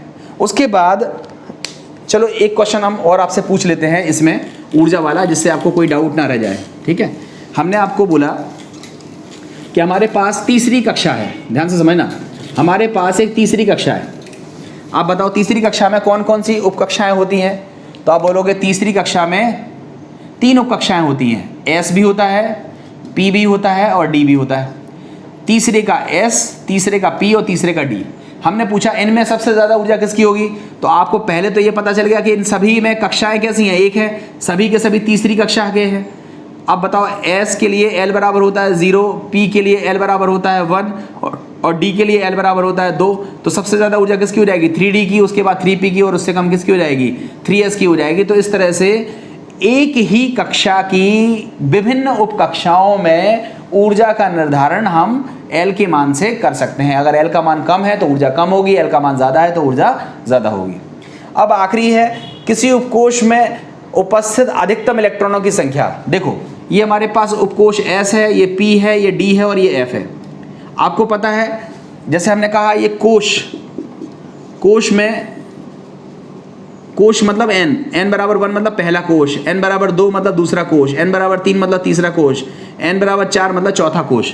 ठीक है, अब आप बताओ, हम आपसे बोले कि पहली कोष में, फर्स्ट शेल में कितने इलेक्ट्रॉन होते हैं, तो आप कहते हो 2n² में n का मान कितना रख दो 1 रख दो। तो इसका मतलब पहले कोष में 2 इलेक्ट्रॉन होते हैं, दूसरे कोष में 8 इलेक्ट्रॉन होते हैं, तीसरे कोष में 18 इलेक्ट्रॉन होते हैं और चौथे कोष में कितने होते हैं? 32 इलेक्ट्रॉन होते हैं। कोष में ध्यान रखना, किसी कोष में अधिकतम इलेक्ट्रॉनों की संख्या कितनी होती है? तो आप बोलोगे 2n² होती है। मतलब n का मान अगर हमको दिया हो तो हम ये बता सकते हैं कि किसी कोष में कितने इलेक्ट्रॉन अधिकतम हो सकते हैं। उसी तरह से अगर हमें l का मान दिया हो तो हम ये बता सकते हैं कि उपकोष में अधिकतम इलेक्ट्रॉन कितने होंगे। कैसे निकालते हैं? उसके लिए फॉर्मूला होता है 2l+1। ठीक है, ये संख्या होती है। अब देखो, हमने l का मान रख दिया। l का मान आप बताओ, s के लिए कितना होता है? s के लिए l बराबर क्या होता है? 0। हमने 0 मान रख दिया तो कितना हो गया? 2 × 0 + 1। सॉल्व करोगे तो कितना हो जाएगा? 2। इसका मतलब s उपकोष में कितने इलेक्ट्रॉन हो सकते हैं? तो आप बोलोगे 2 हो सकते हैं। हमने कहा p के लिए, p में कितने हो सकते हैं? तो आपने p के लिए बोला p के लिए तो l बराबर होता है 1, तो आपने मान रख दिया 2 × 1 + 1। तो ये 2 + 1 3 हो जाएगा। 3 का मल्टीप्लाई करोगे 2 में तो कितना हो जाएगा? 6। इसका मतलब जो p उपकोष है, उस p उपकोष में अधिकतम इलेक्ट्रॉन कितने हो जाएंगे? तो आप बोलोगे 6 हो जाएंगे। इसके बाद देखो d में कितने हो जाएंगे? तो आप बोलोगे l का मान 2 रखो 2। तो 2 × 2 + 1, तो 2 × 2 4 और एक जुड़ेगा 5 और गुणा 2 का होगा तो 10। तो d में कितने इलेक्ट्रॉन हो जाएंगे? 10। और इसी तरह से f में l बराबर 3 रख के देख लेना कितने इलेक्ट्रॉन हो जाएंगे? 14। आपको पता भी है, देखो ये s उपकोष है, इसमें 1 कक्षक होता है। p उपकोष है, इसमें 3 कक्षक होते हैं। d उपकोष है, इसमें 5 कक्षक होते हैं। और f उपकोष में कितने कक्षक होते हैं? 7 कक्षक होते हैं। और हर कक्षक में इलेक्ट्रॉन कितने हो सकते हैं? 2 इलेक्ट्रॉन हो सकते हैं। बताओ s में कितने इलेक्ट्रॉन होंगे? 2 अधिकतम। p में कितने होंगे? 6 अधिकतम। d में कितने होंगे? 10 मैक्सिमम। 10 से कम भी हो सकते हैं बट मैक्सिमम 10 होंगे। और f में कितने हो जाएंगे? 14 मैक्सिमम। ठीक है, तो इस तरह से हम ये देख सकते हैं कि किसी उपकोष में इलेक्ट्रॉनों की अधिकतम संख्या किस से पता चलती है? तो आप बोलोगे l के मान से। l के मान से निकालते कैसे हैं? तो सूत्र क्या होता है? 2 × 2l+1। इस तरीके से हम किसी भी उपकोष में इलेक्ट्रॉनों की संख्या निकाल सकते हैं। सोचो, एक क्वेश्चन हम आपको दे रहे हैं कि मान लो हमारे पास कोई एक उपकोष है जिसका नाम है G। हमारे पास कोई एक उपकोष है जिसका नाम है G। अब आप बताओ कि अगर G उपकोष होता तो उस उपकोष में अधिकतम इलेक्ट्रॉनों की संख्या कितनी होती? ये आप हमें सॉल्व करके बताइए, कमेंट सेक्शन में इसका आंसर लिखिए। तो इस तरह से हमने देखा कि दिगंशी क्वांटम संख्या क्या होती है, दिगंशी क्वांटम संख्या की 11th लेवल पर शुरुआती डेफिनेशन कैसे लिखी जाती है, और फिर उस शुरुआती डेफिनेशन के बाद हमें ये पता लगाना था कि इस दिगंशी क्वांटम संख्या से हम क्या क्या जानकारियाँ जुटा सकते हैं। तो ये कुल 5 जानकारियाँ थीं। इन 5 जानकारियों को आपने डिटेल में क्वेश्चन के माध्यम से करना सीखा। आज के वीडियो में हम क्वांटम संख्याएँ जो बची हुई हैं उनको फिनिश करेंगे और साथ ही साथ इस पर क्वेश्चंस को सॉल्व करेंगे कि किस तरीके के क्वेश्चंस पेपर में पूछे जाते हैं। तो आइए हम आज बात करते हैं तीसरी क्वांटम संख्या की, जिसका नाम होता है चुंबकीय क्वांटम संख्या, या जिसको बोलते हैं मैग्नेटिक क्वांटम नंबर। ध्यान से समझना। सबसे पहले तो इसकी मैं एक छोटी सी डेफिनेशन लिख देता हूँ। उस डेफिनेशन को लिखने के लिए मैं आपको वही पुराने उदाहरण से जाता हूँ। जैसे किसी भी व्यक्ति का पता बताने के लिए हमें पहले उसका कंट्री का नाम पता होना चाहिए, उसके प्रदेश का नाम पता होना चाहिए, उसके ज़िले का नाम पता होना चाहिए। तब जा कर के यदि हमें उस ज़िले में उस गांव का नाम वगैरह पता चल जाए या उस मोहल्ले का नाम पता चल जाए तो हम उस व्यक्ति का कह देते हैं कि ये एक व्यक्ति का एड्रेस है, किसी पर्सन का एड्रेस है। उसी तरह से इलेक्ट्रॉन का जो पता होता है उसमें हमें ज़रूरत थी कक्षा की, या जिसको हम बोलते हैं कोश की। कोश के बाद उससे छोटा था उपकोश या उपकक्षा। उपकक्षा के बाद फिर बात आती है कक्षक की, जिसको हम बोलते हैं ऑर्बिटल। और उसके बाद कक्षकों में होते हैं इलेक्ट्रॉन्स। ठीक है, एक कक्षक में होते हैं 2 इलेक्ट्रॉन्स। तो आपने देखा कि कोश को जिस क्वांटम संख्या से दर्शाते हैं उसका नाम है मुख्य क्वांटम संख्या, स्मॉल n से प्रदर्शित करते हैं। उपकोश को जिस क्वांटम संख्या से दर्शाते हैं उसे l से प्रदर्शित करते हैं, नाम होता है दिगंशी क्वांटम संख्या। इसके मान होते हैं 0 से लेकर n-1 तक। पढ़ चुके हो आप। अब हम बात करेंगे कक्षकों की। तो इसकी परिभाषा अगर हम बनाएं तो एक सिंपल सी परिभाषा हम लिख सकते हैं, ठीक है। थोड़ा देखना है यहाँ पे कि हम सभी लोग अभी 11th को ध्यान में रखकर डेफिनेशंस बनाने की कोशिश कर रहे हैं। ऐसा नहीं है कि मैं आपको डिटेल लेवल पर ले नहीं जा रहा हूँ। आपने देखा होगा 2 क्वांटम संख्याएं आप पढ़ चुके हो। मैं पूरी डिटेल के साथ क्वांटम संख्याएं पढ़ाता हूँ, या कोई भी टॉपिक होगा डिटेल के साथ पढ़ाने की मैं पूरी कोशिश करता हूँ। तो यहाँ पर हम बात कर रहे हैं 11th के हिसाब से हम डेफिनेशन कैसे लिखेंगे। तो हमारी डेफिनेशन हो जाएगी कि वह क्वांटम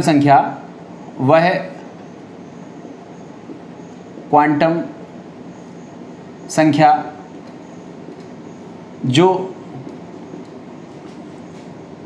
इलेक्ट्रॉन के कक्षकों को प्रदर्शित करती है,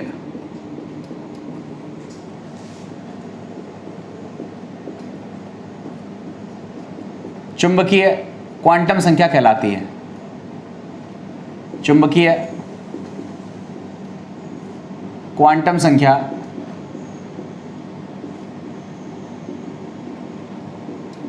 मैग्नेटिक क्वांटम नंबर कहलाती है।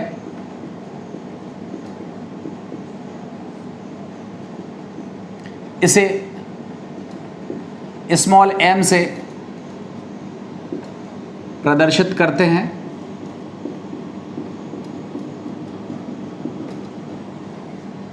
इसका मान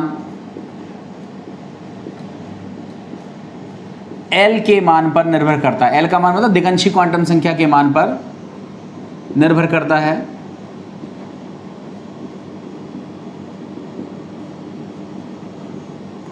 L के किसी मान के लिए, L के किसी मान के लिए m बराबर प्लस L से माइनस L तक होता है। ठीक है, कुछ किताबों में माइनस L से प्लस L दिया रहता है, कोई दिक्कत की बात नहीं है। प्लस L से माइनस L हो या माइनस L से प्लस L हो, दोनों जगहों पर चीज़ें मान्य हैं। हम प्लस L से माइनस L को लेकर के आगे के कंटेंट को सॉल्व करेंगे। ठीक है, इसे m बराबर प्लस L से माइनस L इसका मान होता है। उदाहरण के लिए देखा जाए, उदाहरण में यदि L बराबर 0 तो m बराबर प्लस 0 से माइनस 0, इसको हम क्या लिख सकते हैं, m बराबर क्या होगा, सिंपल 0 होगा। L बराबर 0 का मतलब क्या होता है, S उपकोश। m बराबर 0 है मतलब इसकी एक वैल्यू है, 1 वैल्यू हो, वो वैल्यू 0 है।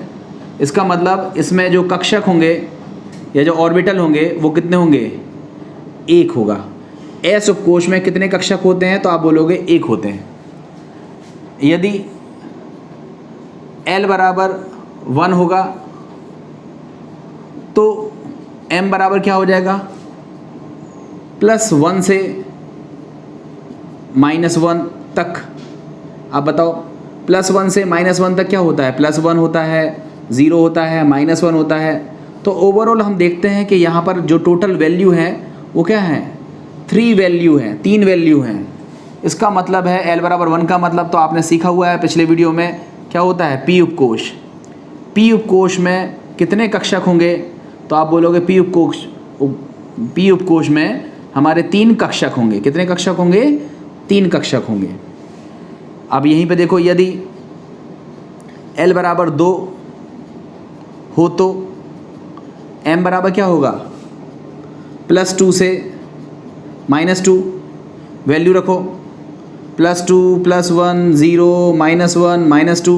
आप खुद से देखो कुल कितनी वैल्यू आपको दिखाई दे रही हैं, टोटल वैल्यू कितनी है, 5 वैल्यूज़ हैं। कितनी हैं, 5 वैल्यूज़ हैं।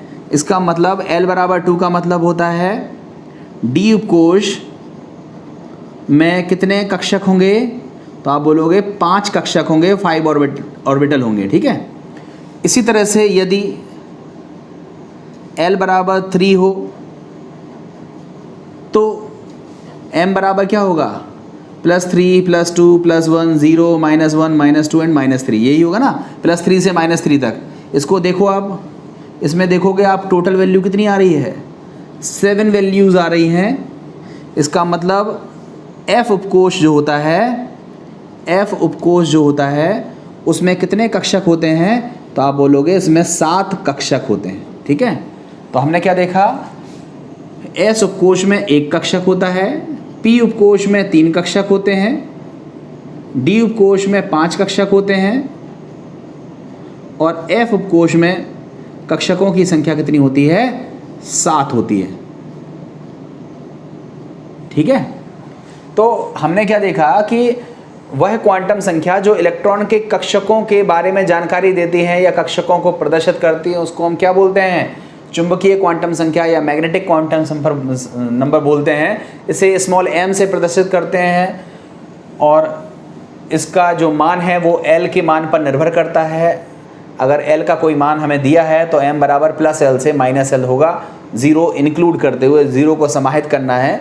और इस तरह से हम पता लगा सकते हैं कि किस उपकोष में कितने कक्षक होते हैं। S उपकोष में 1 कक्षक, P उपकोष में 3 कक्षक, D उपकोष में 5 कक्षक और F उपकोष में 7 कक्षक होते हैं। ये इस बात से पता लग जाता है, ठीक है। यहीं पर अब हमें इसके इम्पॉर्टेंट फैक्ट्स को देखना चाहिए। मैं इसको हटा रहा हूँ। अब देखो यहाँ पर जो मेन चीज़ है, जब आप किताब पढ़ोगे तो आप देखोगे कि इसकी परिभाषा एक और तरीके से दी होती है, ठीक है। अब उसकी परिभाषा किस तरीके से दी होती है उसको आप देखो। उसमें लिखा होता है कि चुंबकीय क्वांटम संख्या, चुंबकीय क्वांटम संख्या हमें इलेक्ट्रॉन के स्पेस ओरिएंटेशन,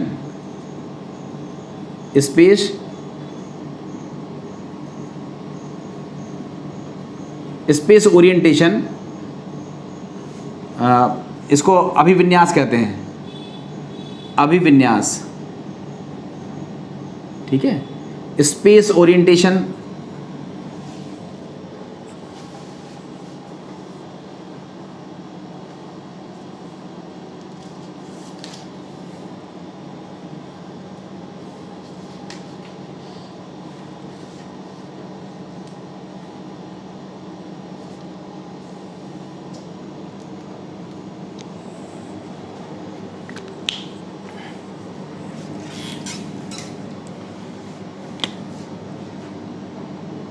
इलेक्ट्रॉन के आकाशीय अभिविन्यास, आकाशीय अभिविन्यास जिसको हम बोलते हैं स्पेस ओरिएंटेशन के बारे में जानकारी देती है, जानकारी देती है, ठीक है। इसी को परिभाषा के तौर पर बना के क्या लिख देंगे? वह क्वांटम संख्या जो हमें इलेक्ट्रॉन के अभिविन्यास या स्पेस ओरिएंटेशन की जानकारी देती है उसे हम चुंबकीय क्वांटम संख्या कहते हैं। ये मोस्ट इंपॉर्टेंट क्वेश्चन है, बहुत इंपॉर्टेंट शब्द है। स्पेस ओरिएंटेशन क्या होता है अभी सिखा रहा हूँ, ठीक है। फिर उसके बाद एक चीज़ और आपसे पूछता है कि जो चलिए इसी को मैं प्लस बता दूं। देखो आकाशीय विन्यास क्या होता है इसको आप ऐसा समझो, जैसे ये हमारे पास नाभिक है, इसके चारों ओर इलेक्ट्रॉन घूम रहा है, ठीक है। तो इलेक्ट्रॉन पर ऋणावेश है, नाभिक पर धनावेश है। इलेक्ट्रॉन जब घूमेगा तो एक चुंबकीय क्षेत्र बनेगा और उसके चारों ओर इलेक्ट्रॉन जब घूमेगा नाभिक के चारों ओर तो एक विद्युत क्षेत्र बनेगा जिसके चारों ओर एक ऑटोमेटिकली क्या हो जाएगा? चुंबकीय क्षेत्र बन जाएगा। सीधा सीधा सा मतलब ये हुआ कि इलेक्ट्रॉन जब नाभिक के चारों ओर घूमता है तो वह एक विद्युत क्षेत्र उत्पन्न करता है, जिसके वजह से एक चुंबकीय क्षेत्र उत्पन्न हो जाता है। और आपको पता है कि चुंबकीय क्षेत्र एक सदिश राशि है। तो इलेक्ट्रॉन नाभिक के चारों ओर जब घूमेगा तो एक चुंबकीय क्षेत्र होगा, उस चुंबकीय क्षेत्र की एक दिशा होगी, मतलब इस इलेक्ट्रॉन की वजह से एक चुंबकीय क्षेत्र उत्पन्न हुआ। और आपको पता है कि पृथ्वी का भी चुंबकीय क्षेत्र होता है। तो इलेक्ट्रॉन के चुंबकीय क्षेत्र मतलब इलेक्ट्रॉन के नाभिक के चारों ओर घूमने की वजह से जो चुंबकीय क्षेत्र आ रहा है और पृथ्वी का जो चुंबकीय क्षेत्र है वो दोनों चुंबकीय क्षेत्र एक दूसरे के अन्योन्य क्रिया करते हैं। कहें तो दो तरह के वेक्टर होते हैं जिनका परिणामी वेक्टर एक नया बनता है। उस परिणामी वेक्टर की जो डायरेक्शन होती है, दिशा होती है, उसको हम क्या बोलते हैं? आकाशीय अभिविन्यास है, जिसको हम बोलते हैं स्पेस ओरिएंटेशन। और स्पेस ओरिएंटेशन को हम जिस क्वांटम संख्या से प्रदर्शित करते हैं वो होती है चुंबकीय क्वांटम संख्या। ये स्पेस ओरिएंटेशन कुछ नई चीज़ नहीं है, ये कक्षक हैं। इन कक्षकों में इलेक्ट्रॉन्स रहते हैं, ठीक है। दो, जैसे हमने कह दिया कि हमारे पास L बराबर 1 है, तो इसका मतलब हमारे पास उपकोष कौन सा है? P उपकोष। अब आपको ये तो पता चल गया कि L बराबर अगर 1 है तो M बराबर कितना हो जाएगा? तो आप बोलोगे +1 0 -1। इसका मतलब ये होगा कि 3 कक्षक होंगे, ठीक है। एक कक्षक होगा जिसके लिए M का मान +1 है, दूसरा कक्षक होगा जिसके लिए M बराबर 0 है, और तीसरा कक्षक होगा उसका लिए M बराबर क्या है? -1 है। तो इसका मतलब कि P उपकोष में हमारे पास जो इलेक्ट्रॉन्स हैं, P उपकोष में कितने इलेक्ट्रॉन्स हैं? 1 2 3 4 5 6 इलेक्ट्रॉन्स होते हैं। इनमें से 2 इलेक्ट्रॉन का जो चुंबकीय क्षेत्र है वो अलग दिशा में होगा, 2 इलेक्ट्रॉन का अलग दिशा में होगा और 2 इलेक्ट्रॉन का अलग दिशा में होगा। इलेक्ट्रॉन नाभिक के चारों ओर घूमेगा, इलेक्ट्रॉन नाभिक के चारों ओर घूमेगा तो एक विद्युत क्षेत्र उत्पन्न होगा, उसके चारों ओर विद्युत क्षेत्र की वजह से एक चुंबकीय क्षेत्र उत्पन्न हो जाएगा, क्योंकि जहाँ विद्युत होती है वहाँ चुंबकीय क्षेत्र ऑटोमेटिकली उत्पन्न होता है, आपको पता भी होगा, ठीक है। तो हमने क्या सीखा कि इलेक्ट्रॉन जब नाभिक के चारों ओर घूमता है तो उससे एक विद्युत क्षेत्र उत्पन्न होता है, जिसकी वजह से उसमें एक चुंबकीय क्षेत्र भी उत्पन्न हो जाता है। और इसका चुंबकीय क्षेत्र, इलेक्ट्रॉन का जो चुंबकीय क्षेत्र है, ये जब पृथ्वी के चुंबकीय क्षेत्र से क्रॉस करता है या अन्योन्य क्रिया करता है तो एक रिजल्टेंट के तौर पर, एक परिणामी के तौर पर एक चुंबकीय क्षेत्र नया प्राप्त होता है, जिसको हम बोलते हैं कि इसे बोला जाता है, उस चुंबकीय क्षेत्र की दिशा को बोला जाता है कि ये स्पेस ओरिएंटेशन है, आकाशीय अभिविन्यास है। और वो आकाशीय अभिविन्यास कुछ नया नहीं है, वो हमें बताता है कि कक्षक कितने होंगे, कक्षक कौन कौन से होंगे और कैसे होंगे, वो मैं आपको अभी भी बता चुका हूँ। क्लियर हो गया आपको? तो आपने देखा कि वे क्वांटम संख्याएं जो हमें आकाशीय विन्यास के बारे में जानकारी देती हैं उन्हें हम चुंबकीय क्वांटम संख्या कहते हैं, ठीक है। यहाँ पर एक फैक्ट और जानने की बात है, जो चुंबकीय क्वांटम संख्या है वह ज़ीमान प्रभाव की व्याख्या करने के लिए सर्च हुई। ज़ीमान प्रभाव पढ़ चुके हो, देखो आपको मैं परमाणु संरचना में पढ़ा चुका हूँ। जिन बच्चों ने नहीं पढ़ा है उनके लिए 1 जुलाई से मैं परमाणु संरचना का फर्स्ट वीडियो अपलोड करूँगा, वो क्रम से देखें। 1 जुलाई से आप लोगों का फ्रेश टॉपिक आने वाला है, ठीक है। आप परमाणु संरचना में पढ़ भी चुके होंगे। तो ज़ीमान प्रभाव की व्याख्या करने के लिए, ज़ीमान प्रभाव की व्याख्या करने के लिए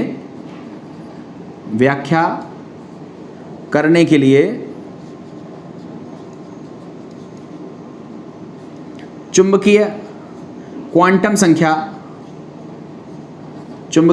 संख्या ज्ञात की गई, ठीक है,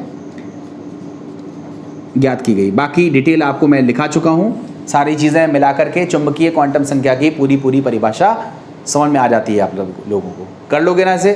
तो आपने क्या देखा कि कोश के बारे में बताता है n मुख्य क्वांटम संख्या, उपकोश के बारे में बताता है दिगंशी क्वांटम संख्या L, और कक्षकों के बारे में कौन बताएगा?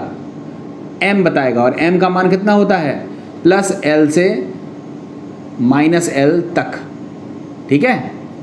तो आप बताओ किसी कक्षक तक पहुंचने के लिए, किसी कक्षक की पूर्ण जानकारी प्राप्त करने के लिए हमें कितनी क्वांटम संख्याओं की आवश्यकता होती है? तो आप बोलोगे 3 क्वांटम संख्याओं की। ध्यान रखना, 3 क्वांटम संख्या हमें कहाँ तक पहुँचा देती हैं? कक्षक तक। मगर हर कक्षक में 2 इलेक्ट्रॉन हैं, हर कक्षक में 2 इलेक्ट्रॉन हैं। तो अगर हम इलेक्ट्रॉन तक पहुंचना चाहते हैं तो अभी हमें एक क्वांटम संख्या की और ज़रूरत होती है, और उस क्वांटम संख्या का नाम होता है चक्रण क्वांटम संख्या। मतलब अब जो हमारी 4th है उसको हम क्या बोलेंगे? चक्रण क्वांटम संख्या, जिसको हम बोलते हैं स्पिन क्वांटम नंबर, ठीक है, स्पिन क्वांटम नंबर, ये हमारी चौथी क्वांटम संख्या है। तो आपसे पूछा जाता है कि कक्षक को निरूपित करने के लिए, कक्षक को व्यक्त करने के लिए कितनी क्वांटम संख्याओं की ज़रूरत होती है, तो आंसर है 3। और अगर पूछें इलेक्ट्रॉन की स्थिति और ऊर्जा को ज्ञात करने के लिए कितनी क्वांटम संख्याओं की ज़रूरत होती है, तो आंसर है 4। कौन कौन सी? मुख्य क्वांटम संख्या, दिगंशी क्वांटम संख्या, चुंबकीय क्वांटम संख्या और चौथी अब हम पढ़ने वाले हैं चक्रण क्वांटम संख्या। तो देखो चक्रण क्वांटम संख्या ये बहुत सरल संख्या है, ये तो सबसे सिंपल यही है। देखो इसकी परिभाषा को हम कैसे लिखेंगे, आपको देखो, आपको पता है कि जैसे पृथ्वी है, ठीक है, पृथ्वी जो है वो सूर्य के चारों ओर घूमती है, जानते हो आप सभी लोग, ठीक है, पृथ्वी सूर्य के चारों ओर घूमती है और साथ ही साथ वो अपनी धुरी पर भी घूमती है। पढ़ा है? पृथ्वी जो है ये सूर्य है, मान लो ये हमारी पृथ्वी घूम रही है, तो ये जो पृथ्वी है वो सूर्य के चारों ओर तो घूम ही रही है, साथ ही साथ वो अपनी धुरी पर भी घूमती रहती है। पता है आपको? अपनी धुरी पर घूमती है पश्चिम से पूर्व की ओर, पता होगा, पृथ्वी अपनी धुरी पर पश्चिम से पूर्व की ओर घूमती है। तो अब आप देखो, ये जो पृथ्वी है, ध्यान से समझना, जैसे पृथ्वी सूर्य के चारों ओर घूम रही है उसी तरह से इलेक्ट्रॉन होता है, ठीक है। ये जो इलेक्ट्रॉन है ये नाभिक के चारों ओर तो घूम रहा है, साथ ही साथ वो अपनी धुरी पर भी घूमता है, या तो घड़ी की दिशा में या घड़ी की विपरीत दिशा में, दो तरह से घूम सकता है। मतलब हम अपनी भाषा क्या लिखेंगे कि जो इलेक्ट्रॉन होते हैं वो नाभिक के चारों ओर परिक्रमण करने के साथ साथ अपनी धुरी पर भी घूमते हैं। और अपनी धुरी पर घूमते हैं, आप बताओ, इलेक्ट्रॉन ऋणावेश है वो भी घूमेगा तो एक विद्युत क्षेत्र उत्पन्न होगा, उसके चारों ओर चुंबकीय क्षेत्र भी उत्पन्न होगा। तो कहने का मतलब ये हुआ कि इलेक्ट्रॉन नाभिक के चारों ओर परिक्रमा करने के साथ साथ अपनी धुरी पर भी घूमते हैं, जिससे एक नए प्रकार का चुंबकीय क्षेत्र उत्पन्न हो जाता है। और ये चुंबकीय क्षेत्र की जो दिशा होती है वो दो तरह से पॉसिबल है। अगर इलेक्ट्रॉन क्लॉकवाइज घूमेगा तो चुंबकीय क्षेत्र की दिशा होगी अलग तरह की, अगर वो एंटी क्लॉकवाइज घूमेगा तो चुंबकीय क्षेत्र की दिशा होगी अपोजिट टाइप की। तो इस तरह से दो प्रकार के चुंबकीय क्षेत्र उत्पन्न हो सकते हैं जब इलेक्ट्रॉन अपनी धुरी पर घूमता है। तो इस चुंबकीय क्षेत्र की दिशा को समझाने के लिए, बताने के लिए जिस क्वांटम संख्या की आवश्यकता होती है उसको हम बोलते हैं चक्रण क्वांटम संख्या। इसको S से प्रदर्शित करते हैं, कुछ लोग MS से प्रदर्शित करते हैं। एक ही चीज़ है, या तो इसको S से प्रदर्शित करो या फिर इसको MS से प्रदर्शित करो। इसके दो मान होते हैं, +1/2। इसका मतलब इलेक्ट्रॉन जब क्लॉकवाइज दिशा में गति कर रहा है, क्लॉकवाइज को हम ऊपर की तरफ एरो दिखाते हैं, अगर ऊपर की तरफ एरो है तो इसको हम बोलते हैं क्लॉकवाइज।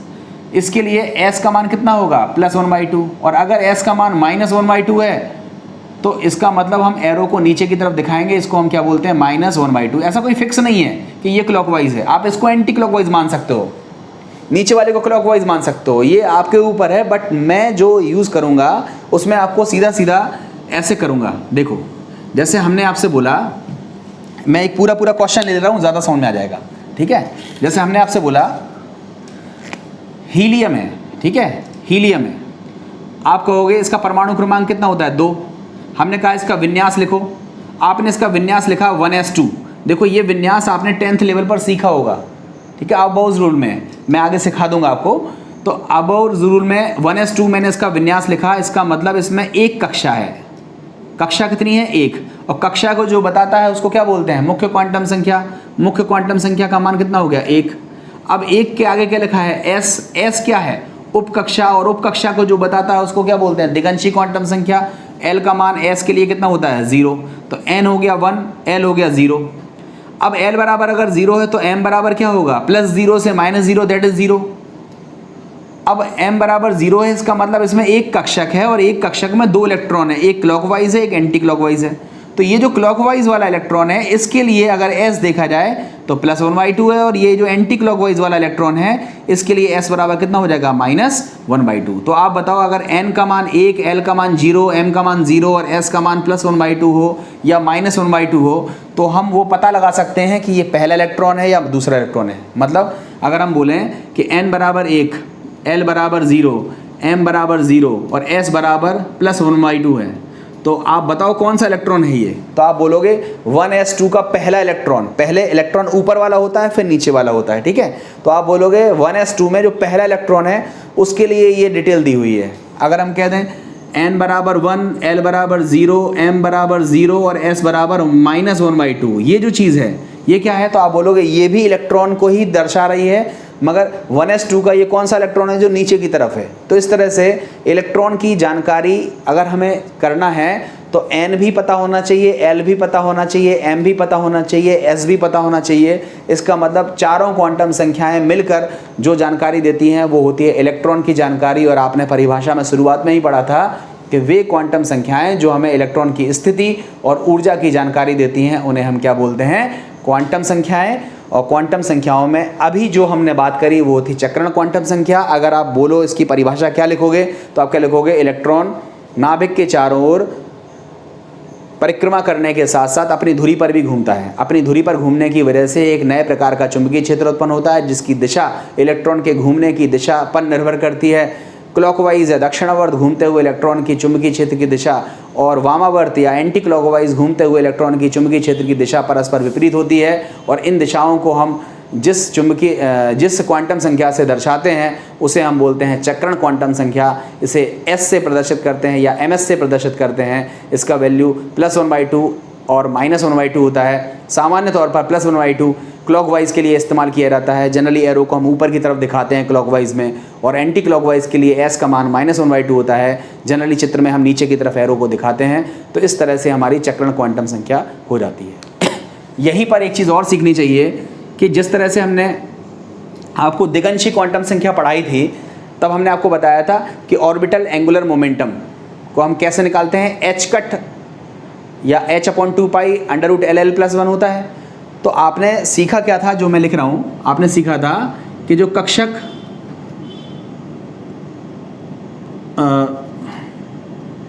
ऑर्बिटल एंगुलर मोमेंटम, कक्षक कोणीय संवेग, कक्षक कोणीय संवेग, कक्षक कोणीय संवेग के लिए सूत्र क्या पढ़ा था आपने, h/2π √L+1 पढ़ा था। इसी तरह से जो जो चक्रण क्वांटम संख्या है, इससे एक नए तरह का कोणीय संवेग निकलता है। इसको हम बोलते हैं चक्रण कोणीय संवेग। चक्रण कोणीय संवेग निकालने के लिए पेपर में आता है, उसके लिए सिंपल सा सूत्र है h/2π √S+1। इसके क्वेश्चन वगैरह कैसे आते हैं वो मैं कराऊंगा तो आपको समझ में आ जाएगा। फिलहाल एक नोट बना करके लिख लीजिएगा कि चक्रण कोणीय संवेग को हम इस सूत्र की सहायता से ज्ञात कर सकते हैं। यहाँ एक चीज़ और भी ध्यान रखें कि ये जो इलेक्ट्रॉन के घूमने की दिशा है, मतलब इलेक्ट्रॉन जो क्लॉकवाइज घूम रहा है, एंटी क्लॉकवाइज घूम रहा है, इससे चुंबकीय गुण उत्पन्न होता है। किसी भी पदार्थ में चुंबकीय गुण उत्पन्न होता है और वो चुंबकीय गुण के बारे में जो इन्फॉर्मेशन होती है, चुंबकीय गुण कैसा होगा, देखो चुंबकीय गुण आप लोगों ने देखा होगा कि लोहा है, चुंबक है, अगर इन दोनों को नज़दीक लाओगे तो वो चिपक जाता है, सुना होगा आपने, इस तरह का चुंबकीय गुण तो देखा होगा। बट आप लोगों को बहुत सारे चुंबकीय गुण पढ़ने हैं। देखो मैं नाम लिखता हूँ, एक का नाम है अनुचुंबकीय पदार्थ, उसके बाद आपको सीखना है प्रतिचुंबकीय पदार्थ। अभी 11th क्लास में यही दो हम सिखाएंगे, अनुचुंबकीय पदार्थ और प्रतिचुंबकीय पदार्थ। मगर इसके अलावा होते हैं लौह चुंबकीय पदार्थ,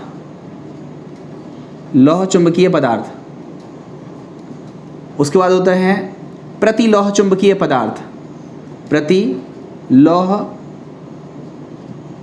चुंबकीय पदार्थ, और एक होता है फेरी मैग्नेटिक पदार्थ। ठीक है, इस तरह से हमें कुल 5 प्रकार के चुंबकीय गुणों का स्टडी करना है। 12th क्लास में ये पांचों पढ़ाएंगे हम आपको सॉलिड स्टेट में। बट अभी के लिए अनुचुंबकीय और प्रतिचुंबकीय 2 तरह के पदार्थ होते हैं। यदि हम किसी तत्व का या किसी पदार्थ को एनालिसिस करते हैं और उसमें अयुग्मित इलेक्ट्रॉन, आप कहोगे ये अयुग्मित इलेक्ट्रॉन क्या होता है, अभी सिखाएंगे हम आपको। अयुग्मित इलेक्ट्रॉन नहीं होते हैं तो वो पदार्थ कैसा होता है, प्रतिचुंबकीय। और अगर अयुग्मित इलेक्ट्रॉन होते हैं तो वो पदार्थ कैसा होता है, अनुचुंबकीय। अभी अनुचुंबकीय और प्रतिचुंबकीय को आप ऐसा समझ लो कि हमारे पास ये चुंबक है और हमने इस चुंबक के ऊपर एक प्लेट में या कटोरी में कुछ पदार्थ रख दिया, ठीक है। अब अगर ये पदार्थ चुंबक उसको प्रतिकर्षित करे तो ये कहेगा चलो दूर हटो यहाँ से, और ये वाला कहेगा नहीं चलो दूर हटो यहाँ से। तो ऐसे पदार्थ में जो पदार्थ पहले पूरा फैला हुआ था अब वो ऐसा नोकदार बन जाएगा। नोकदार का मतलब है इस चुंबक ने इसको इधर प्रतिकर्षित कर दिया, इस चुंबक ने इसे इधर प्रतिकर्षित कर दिया। तो हमने क्या बोला कि ये जो पदार्थ है ये चुंबकीय क्षेत्र में प्रतिकर्षित हो रहा है, इसलिए ये पदार्थ कैसा हो गया, प्रतिचुंबकीय। प्रतिचुंबकीय पदार्थ मतलब वह पदार्थ जो चुंबकीय क्षेत्र में प्रतिकर्षित होता है उस पदार्थ को हम क्या बोलते हैं, प्रतिचुंबकीय पदार्थ। और यदि आकर्षित हो रहा होता तो सोचो चित्र कैसा बनता। ये चुंबक है, इस चुंबक में प्लेट है और पहले ऐसा पदार्थ पूरा भरा हुआ है। अब आकर्षित होता तो कुछ पदार्थ हो जाता इस चुंबक के ऊपर इकट्ठा और कुछ पदार्थ हो जाता इस चुंबक के ऊपर इकट्ठा, और बीच में क्या हो जाता, गैप आ जाता, गड्ढा सा हो जाता। तो आप देखो अगर ऐसा गड्ढा सा बन गया तो इसका मतलब चुंबक ने पदार्थ को अपनी ओर आकर्षित कर लिया, तभी तो बीच में गड्ढा बन गया। तो इस तरह की अगर सिचुएशन आती है तो हम क्या बोलते हैं, ऐसे पदार्थ जो चुंबकीय क्षेत्र में हल्के आकर्षित हो जाते हैं उनको हम क्या बोलते हैं, अनुचुंबकीय पदार्थ। अनुचुंबकीय पदार्थ।